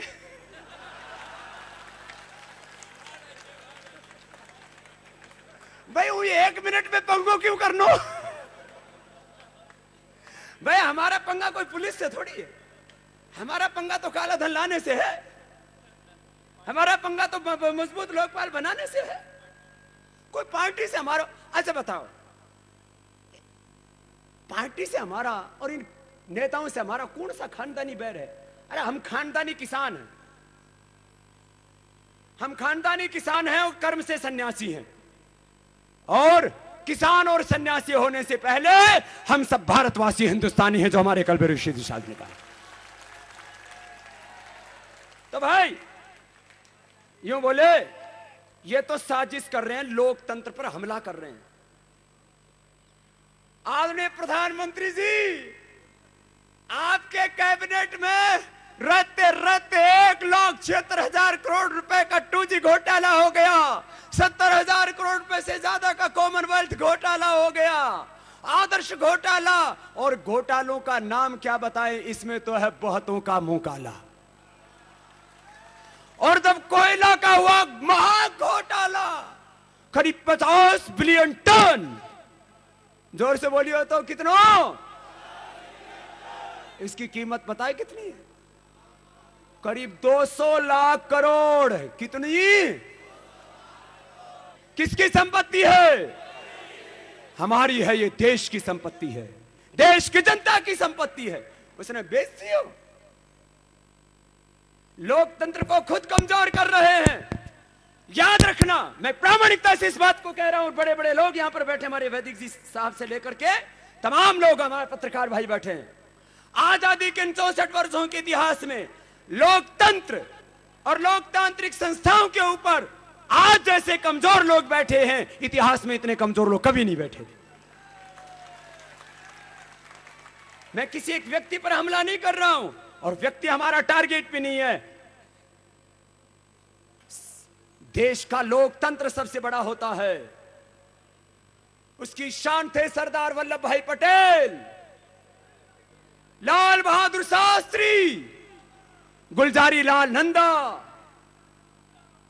कितने लोग हैं। मैं थोड़ी पॉलिटिक्स कम जानूं इसलिए नाम थोड़े कम आते हैं मुझे, लेकिन इतना जरूर कहता हूं डॉक्टर अंबेडकर साहब।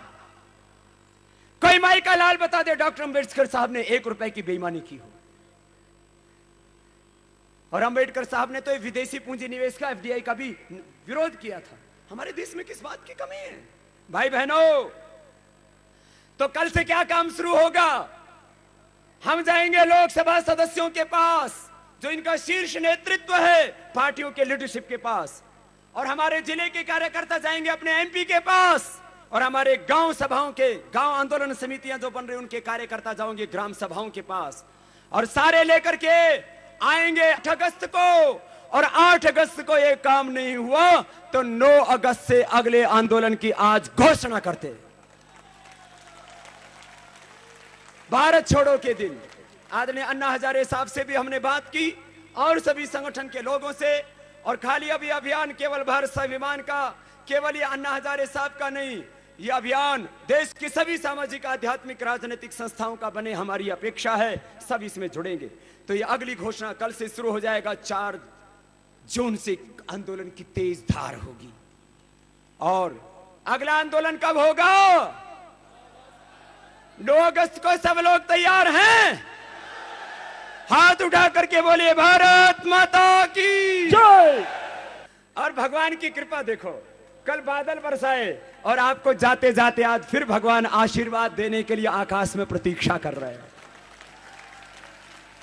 जिंदगी हो तो ऐसी होनी चाहिए ना। अभी मैं गीत गाऊंगा, उसके बाद सब न गाऊंगा, फिर भेजूंगा।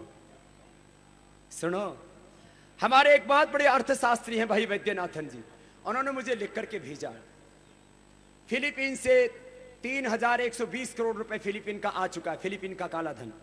पेरू का करीब 400 लाख रुपए, नाइजीरिया का करीब 2500 करोड़ रुपए, जूस का हिटलर के समय से लूटा हुआ लाखों करोड़ रुपए वापस ले लिया है। ट्यूनीशिया का 3100 करोड़ रुपए वापस आ चुका है। इजिप्ट का करीब 3.5 लाख करोड़ रुपए वापस आ चुका है। और गद्दाफी का करीब 10 लाख करोड़ रुपए चुका है, कुछ वापस आ जाएगा। जब गद्दाफी का 10 लाख करोड़ रुपए आ सकता है तो हमारा 400 लाख करोड़ रुपए भी वापस आएगा। और हिंदुस्तान के किसानों को, जवानों को, हिंदुओं को, मुसलमानों को, बच्चों को, दलितों को, वाल्मीकियों को, वनवासियों को, सबको न्याय मिलेगा। देश की तरक्की होगी, खुशहाली होगी। ये पूछते हैं एक पार्टी वाले कि बाबा जी इसका स्रोत बताएं। सुबह से यहां चिल्ला चिल्ला के मर गए, स्रोत बताते बताते। इन बेईमानों को दिखाई नहीं देता, लूट करके आंख बंद करके फन फैलाए बैठे हैं। अरे 1 लाख करोड़ रुपए से 1 लाख टन से ज्यादा गोल्ड किसने खरीदा है? करीब 300 लाख करोड़ रुपए का। ये लैंड में, इंफ्रास्ट्रक्चर में, इलीगल माइनिंग में, ये ड्रग्स में, ये पॉलिटिक्स में, जिसकी बात कर रहे थे हमारे भाई उदित राज जी, ये काला बाजारी में, वायदा बाजार में किसका पैसा लगा है? भारत की अर्थव्यवस्था, ये काला धन खत्म कर दो, एक ही दिन में भारत की अर्थव्यवस्था अमेरिका से बड़ी हो जाएगी। Bharat world economic super power होगा। फिर हमारे रुपए का मूल्य नहीं होगा, फिर हमारी ग्रोथ रेट कम नहीं होगी, फिर हमारे डेफिसिट नहीं होगा, सरप्लस होंगे हम। फिर हमारे हिंदुस्तान के बच्चे रुपए और डॉलर के पाउंड में विदेश में नहीं जाएंगे। अपितु विदेशी लोग हमारे यहां पर नौकरी करने आया करेंगे, हमारे यहां पर पढ़ाई करने के लिए आया करेंगे। ऐसे हिंदुस्तान बनाना बहुत बड़ा काम होना है भाई बहनों। ये स्रोत पूछ रहे थे, अगले आंदोलन की तैयारी बता दी है और उससे पहले भी बहुत कुछ करना है। जरा और गौर से सुन लो भाई बहनों। आज बहुत ऐतिहासिक दिन है और इस आंदोलन में सभी संगठन और संस्थाओं ने मदद दी है, उनको हम साधुवाद देते हैं। पूरी अन्ना टीम को हम धन्यवाद देते हैं और बहन राजबाला को स्मरण करते हैं, भाई राजीव जी को स्मरण करते हैं, भाई अरुणदास को स्मरण करते हैं। काले धन की इस लड़ाई में सबसे पहले बलिदान शहादत बहन राजबाला ने दी और स्वदेशी के अभियान में सबसे पहली शहादत भाई राजीव जी की हुई। और भाई बहनों सुनो, दूसरा आंदोलन का चरण ये आज से है और तीसरे आंदोलन का चरण अब ये दूसरा अब चलेगा कब तक? 8 अगस्त तक। कल से ही शुरू हो जाएगा, ग्राम सभाओं से लेके लोकसभा तक, ग्राम सभा से लोकसभा तक सबको काम करना है। एक मिस कॉल नंबर है, सब नोट कर लो और मैं चाहूंगा हमारे मीडिया के भाई भी इसमें मदद करें। हमारी ज्यादा से ज्यादा आंदोलनकारी लोग जुड़े इस अभियान के साथ। 02233081122 02233081122 इस नंबर पर मिस कॉल करके इस आंदोलन को ताकत देना। करोड़ों लोग सीधे जुड़ चुके हैं। कब क्या करना है? आंदोलन का वक्त बहुत नाजुक होता है। जैसा आपको एक्शन करने के लिए बोला जाए उसी तरह से जुट जाना। 022 022 33 08 11 22। अब तो हो गयो पूरो। सुनो भाई बहनों, हम सभी दलों के नेतृत्व से मिलेंगे और जो जो इसका समर्थन करेंगे उसको भी कल से ही बताना शुरू करेंगे और जो जो नहीं समर्थन करेंगे उनका बाकायदा नाम सहित हम भी बताएंगे। वो तो मीडिया को बताएंगे क्योंकि ये जनप्रतिनिधि हैं। कौन काला धन लाना चाहते हैं, कौन उसमें बाधा है, कौन मजबूत लोकपाल बनाना चाहते हैं, कौन उसमें बाधा है, ये बताएंगे। भाई बहनों, लोगों की हमसे बहुत अपेक्षाएं हैं, लोगों से हमसे बहुत अपेक्षाएं लोगों की। भाई बहनों, उम्मीदें बहुत हैं। किसानों की उम्मीद है, किसानों को लगता है उनकी फसल का पूरा दाम कब मिलेगा, लागत मूल्य वाजिब दाम कब मिलेगा फसल का। किसानों को लगता है उनके खेत को पानी 24 घंटे कैसे मिलेगा, उनको बिजली कैसे मिलेगी, river linking, rain water harvesting, water management के डिफरेंट प्रोग्राम्स। उसको खाली चाहिए कितने, मात्र 10 लाख करोड़ रुपए। कितने चाहिए मात्र, और काला धन कितना वापस आएगा, 400 लाख करोड़ रुपए। तो बोलो ये काम होगा कि नहीं होगा, किसानों को काम होगा। किसानों का काम, उनको न्याय, उनके जीवन में खुशहाली आएगी, उनकी तरक्की, इससे विकास होगा किसानों का। बच्चों को क्या चाहिए, अच्छे स्कूल, कॉलेज, यूनिवर्सिटी, एक ही जैसे स्कूल में पढ़ें। प्रधानमंत्री हो, राष्ट्रपति हो या रिक्शा चलाने वाले का बेटा हो, एक जैसे स्कूल होने चाहिए सबके लिए। शिक्षा के नाम पर पक्षपात नहीं होना चाहिए। मैंने इस पक्षपात को देखा है। हमारी किस्मत में वो बड़े बड़े स्कूल नहीं थे जो दिल्ली और गुड़गांव के लोग पढ़ते हैं, एक एक 5-5 लाख रुपए की फीस देकर। लेकिन यहां तो 5वीं तक तो फ्री में पढ़े भाई, 6ठी में 2 रुपए दिए और यहां तक आ गए।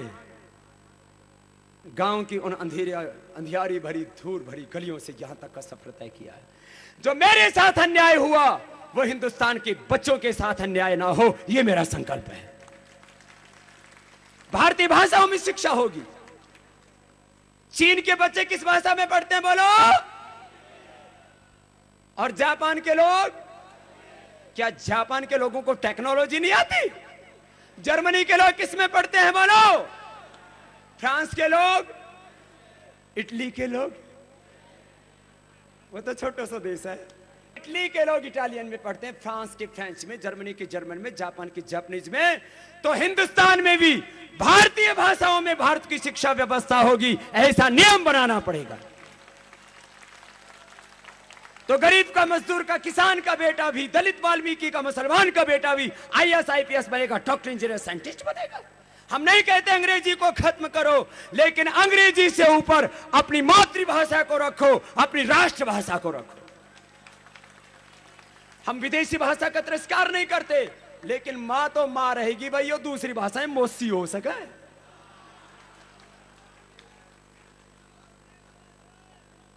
भाई बहनों, ये 400 लाख करोड़ रुपए मिलेगा तो हिंदुस्तान के बच्चों को अच्छे स्कूल, कॉलेज, यूनिवर्सिटी मिलेंगे, उनको हक मिलेगा।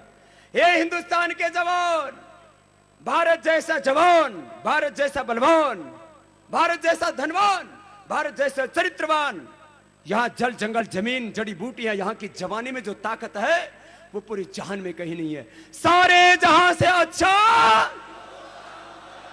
जोर से तो बोलो, सारे जहां से अच्छा हिंदुस्तान हमारा, हम बुलबुले हैं इसकी, ये गुलसिता हमारा, मजहब नहीं सिखाता आपस में वैर रखना, हिंदी है हम, वतन है हिंदुस्तान हमारा। बोले हिंदुस्तान जिंदाबाद, हिंदुस्तान जिंदाबाद। भारत माता की जय के साथ हिंदुस्तान जिंदाबाद भी बोला करो। इससे हिंदू मुस्लिम में एकता की एक मिसाल जाती है। अरे लफ्जों का ही फर्क है, दिल में जब हिंदुस्तान है तो जुबान पर भी आना में क्या दिक्कत है। छोटे छोटे नारों से पूरा देश जुड़ जाता है। जो बोलो सोनी हो, वाहिगुरु जी का खालसा, वाहिगुरु जी की फतेह। ऐसे ही फतेह करनी है भाई। पूरा हिंदुस्तान अब एक स्वर में कहेगा, अब भारत फिर से विश्व गुरु बनेगा, विश्व की आर्थिक आध्यात्मिक महाशक्ति बनेगा। आशाएं बहुत हैं, अपेक्षाएं में बहुत हैं। सब कह रहे थे, हम आदरणीय अन्ना हजारे साहब और हम पिछली बार जब बैठे थे ना, तो मीडिया में कयास लगाए जा रहे थे, बाबा और अन्ना 4 घंटे तक बैठे रहे, क्या बात की। ये कितने दिन हो गए हमारी वो मीटिंग हुई थी देवेंद्र जी, करीब 1 महीना हो गया। 1 महीने से पूरे देश में घमासान मचा हुआ है। बाबा और अन्ना ने क्या बात की, हम दिल पर हाथ धर के बोलते हैं। अन्ना जी इधर आओ, आजा आजा।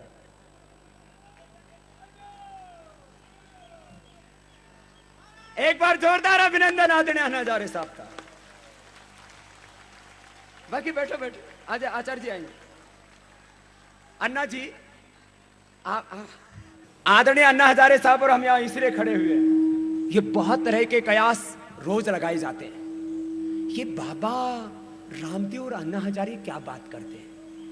अन्ना जी को मैंने इसलिए बुलाया, हम बैठ के यही बात करते हैं। अन्ना जी, आज आपसे और हमसे ये देश बहुत अपेक्षा करता है। बोला अन्ना हजारे साहब, यही बात करते हैं, यही बात करते हैं। हम इसलिए बता रहे हैं, हम पीछे से कोई कॉन्स्पिरेसी नहीं करते, ये सोचते हम षड्यंत्र करते हैं। हम आपस में बैठ के यही बात करते हैं कि अन्ना जी, आपसे और हमसे देश बहुत अपेक्षाएं करता है। चाहे दुनिया बदल जाए, चाहे सूरज पूर्व के बजाय पश्चिम से निकलने लग जाए, चाहे आंधी और तूफान आए, अन्ना जी आपको और हमको कोई दुनिया की ताकत अलग नहीं कर सकती। ये जिस कलर का चश्मा होता है ना, उसी कलर का जग नजर आता है, इसीलिए होता है।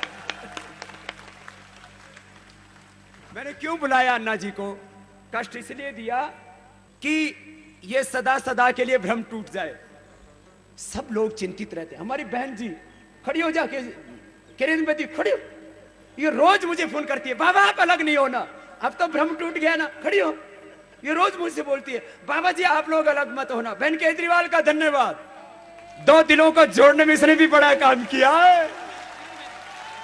बहन किरण बेदी जी कितनी प्यारी बहन है हमारी। यह है सत्य का तेज जो चेहरे पर चमकता है। भाई बहनों, कहने को तो बहुत कुछ है, अभी बस हम इतनी बात करते हैं। किसानों को हक मिलेगा, बच्चों को, जवानों को हक मिलेगा, उनको काम मिलेगा, हिंदुओं को हक मिलेगा, जो सवर्णों में भी गरीब हैं, दलितों में भी गरीब हैं, मुसलमानों में भी दलित महादलित हैं, इतने दरिद्र हैं, इतने साधनहीन भूमिहीन लोग हैं। हमने सीलिंग एक्ट लगा के देख लिया, भूदान अभियान चला के देख लिया, विदेशों से कर्ज लेकर के देखिया, आरक्षण भी लगा करके देख रहे, कुछ लोगों को फायदा हुआ। अभी बहुत सा समाज वंचित है। उस वंचित दलित पीड़ित समाज को हक मिलेगा जब 400 लाख करोड़ रुपए हिंदुस्तान का वापस आएगा, तो हिंदुस्तान में कोई गरीब, कोई बेरोजगार, कोई अनपढ़, कोई भूखा नहीं सोएगा। ऐसा हिंदुस्तान बनेगा। तो बोलो, ऐसा हिंदुस्तान बनाना है? अरे हाथ उठा करके बोलो, ऐसा हिंदुस्तान बनाना है? देश को बचाना है? काला धन लाना है? भ्रष्टाचार और योग भी वो काम मत छोड़ दियो। देखो, चरित्र निर्माण के बिना, व्यक्ति निर्माण के बिना राष्ट्र निर्माण का सपना अधूरा है, जिसकी अन्ना हजारे साहब ने भी बात की। लोकपाल भी वो भ्रष्टाचार में उसी को आगे तो नाम छूटा नहीं है कुछ भी। और लोकपाल में सीबीआई को भी डालना है, उसको भी सरकारी चंगुल से मुक्त करना है। ये अभी तो सीबीआई गवर्नमेंट की कठपुतली है। तो अरे लोकायुक्त देख लेंगे, अभी रुक जाना, सारे बनाओगे बाबा। चलिए मेरे साथ, दोनों हाथ उठा करके गाएंगे, दोनों हाथ उठा करके। फिर मैं आदरणीय जिंदल साहब को बुलाऊंगा। आइए जिंदल साहब, चलो। अभी नीचे वाले बैठे रहेंगे, यहाँ वाले बैठे रहेंगे, सामने वाले खड़े हो जाएंगे। मेरे इस 2 स्वरों के बाद सब हाथ उठा करके गाएंगे। जमीन सलाम करे, आसमां सलाम करे, ये सबको बोलना है। क्या बोलना है? जमीन सलाम करे, आसमां सलाम करे, जमीन सलाम करे, आसमां सलाम करे, करो वो काम की सारा जहां सलाम करे, करो वो काम की सारा जहां सलाम करे, जमीन सलाम करे, आसमां सलाम करे, करो वो काम की सारा जहां सलाम करे, करो वो काम की सारा जहां सलाम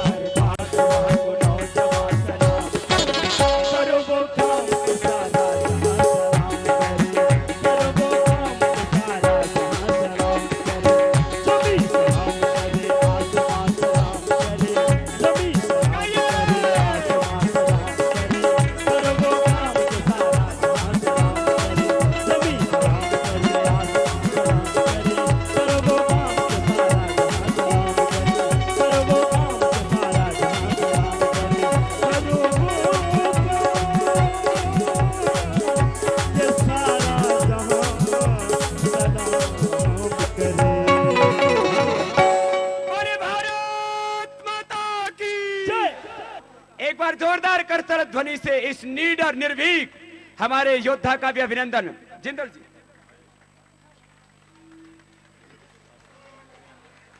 आदरणीय अन्ना जी, बाबा रामदेव जी व भाइयों, मैं न तो अन्ना टीम से बंधा हुआ हूँ और न ही बाबा रामदेव के सपोर्ट में हूँ। बाबा जी के तो दर्शन आज ही हुए मेरे को और अन्ना जी से कुछ दिन पहले मिला था, लेकिन मैं अपना ढंग से जो करना चाहिए, मेरा फर्ज बनता है, वो कार्य करता आ रहा हूँ और बहुत सालों से करता आ रहा हूँ, जिसका किसी को पता भी शायद नहीं होगा। तो मेरा यहाँ आने का तो कारण ये था कि टीवी देख रहा था मैं घर में अभी थोड़ी देर पहले, तो 4:30 बजे देखा कि रिपोर्टर के बीच और केजरीवाल के बीच काफ़ी टसल चल रहे थे। वो उल्टे सुल्टे सवाल पूछ रहा था, उसका पसीना आ रहा था केजरीवाल के, और वो लड़का अच्छा है लेकिन कभी कभी बात बोल जाता है बचपन में। तो मैं बाबा जी से भी अर्ज करूँगा कि बड़ों को क्षमा चाहिए, छोटन को उत्पात। तो कोई बात नहीं, ऐसी ऐसी होती है। तो मैं इसीलिए आया था भाग करके 80 साल की उम्र में, और भीड़ के बीच में से निकला तो एक दो जगह गिर भी गया, लेकिन पसीना फिर पकड़ कर लिया है मेरे को। जो कभी ये बंधी हुई भारी है, हमारे हरियाणा में कहते हैं ये भारी ना खिंड बिंड हो जाए, खुल जाए। तो बड़ी मुश्किल से आई है और इसकी एक ताकत से बहुत कुछ हो सकता है। जो चाहते हैं वो कर सकते हैं। अरविंद जी ने एक और भी कहीं जोश में आकर के गलती कही समझे कि भाई ये लोग जो नेता लोग हैं वो नहीं चाहते, कोई भी नहीं चाहता, कोई पार्टी नहीं चाहती कि लोकपाल दल मिले, करप्शन खत्म हो। ऐसा होने से वो खुद जेल में जाएंगे। तब बताइए कौन बनाएगा तो लोकपाल? क्या हम बना देंगे? बनाना तो है राजनीतिक ने। क्यों, हमारी कॉन्स्टिट्यूशन जो विधान बना था 65 साल पहले बड़े डिवोटेड नेताओं ने बनाया था, जो बड़े सिंसियर थे, लेकिन उनको ये नहीं पता था कि एक समय आएगा जब डाकू लोग इस देश को लूट जाएंगे इस विधान का सहारा लेकर के। तो वो हो रहा है। तो उसके मुताबिक हमें और कोई दूसरा रास्ता है नहीं, इन लोगों से कराना होगा, जैसे भी कराना होगा। जिस तरह बाबा रामदेव जी कह रहे हैं भाई उनके पास जाएंगे, बोलेंगे, मिलेंगे, बुलाएंगे, चपलाएंगे, कोई भी ढंग से करके करना पड़ेगा। तो कोई बात नहीं, जोश में आकर के कुछ कह देते हैं कि भाई नाम ले दिया तो क्या कोई खास बात मैं नहीं समझ। जनता को दुख दे रहे हैं, लूट रहे हैं, कितने बड़े बड़े घोटाले जिसका नाम अभी बाबा जी ने सुनाया। बताइए इतना रुपया अगर इकट्ठा हो जाए तो ये सारा ग्राउंड में भी नहीं समाएगा है, और उससे सारी जनता सुखी हो जाएगी। देखिए 6 लाख गांव हमारे देश में और इंडस्ट्रीज बहुत ज़्यादा है। अगर गवर्नमेंट चाहे तो एक झटके के अंदर गरीबी दूर कर सकते हैं। 35 करोड़ लोग गरीब है, जिसमें 30 करोड़ है गाँव में, 5 करोड़ है अर्बन एरियाज में। तो ये कंपलसरी कर दे कानून द्वारा कि हर एक इंडस्ट्री 1 से लेकर के 100 गांव तक अडॉप्ट करेगी और हर एक बेसिक फैसिलिटीज देगी, जैसे पीने का पानी है, हाइजीनिक कंडीशन है, स्कूल है, हेल्थ केयर है, ये देनी पड़ेगी उनको अगर कंपलसरी कर दिया तो, लेकिन वरना नहीं। तो ये सब चीज़ें कर सकते हैं, हो सकते हैं, लेकिन सबसे पहला करप्शन खत्म हो। Corruption is the root cause of all other ills. जो हमारा महंगाई बढ़ रही है, गरीबी बढ़ रही है, बेकारी बढ़ रही है, ये सब करप्शन की वजह से है। और काला धन है, ये तो बहुत ज़्यादा बढ़ा हुआ है, जिसका कोई ठीक नहीं है। बाबा जी ने पता नहीं कहाँ से फिगर इकट्ठे किए, कितनी मुश्किल से, हमें इतना पता नहीं है, लेकिन वो सब चीज़ इसके साथ होगी। लोकपाल अगर हो गया तो कोई करप्शन करेगा ही नहीं, पैसा ही नहीं इकट्ठा करेगा, काला धन का उनको लेना पड़ेगा। बाद में फिर इलेक्शन रिफॉर्म भी करेंगे, फिर ये पीपल्स रिप्रेजेंटेशन एक्ट जो है वो भी सुधरेगा, कॉन्स्टिट्यूशन को भी अमेंड किया जाएगा। सारी चीज़ें अभी तक की है उन लोगों ने अपने ही सुविधा के अनुसार की है। अब आगे जो की जाएगी वो हमारे पब्लिक के सुविधा के अनुसार की जाएगी। पब्लिक को बिल्कुल गुमराह करें, बेवकूफ़ बनाया जा रहा है, उनको पता नहीं क्या कुछ होगा। तो यही मेरी प्रार्थना है। मुझे तो बोलने का और का ज़्यादा है नहीं लहजा, लेकिन फिर भी स्वामी जी की कृपा से और अन्ना जी की दया से मैं थोड़ा कुछ बोल पाया हूँ। मैं 2 शब्द कहूँगा कि अर्जल भगवान को किसी ने देखना है तो इनमें देखें। अगर मेडिटेशन में बैठे 2 मिनट के अंदर आपको भगवान दिख जाएगा। भगवान स्वरूप है और फकीर है, इनके आगे पीछे कुछ नहीं है। इनके दिल में लगी हुई है तड़प, यही खून उबाला खा रहा है कि किस तरह से मैं जनता को आज़ाद करवा सकूँ। आज़ाद नहीं है हम, आज़ाद जब भी नहीं थे अंग्रेजों के राजा में, अब हम और भी दुखी हैं। धन्यवाद।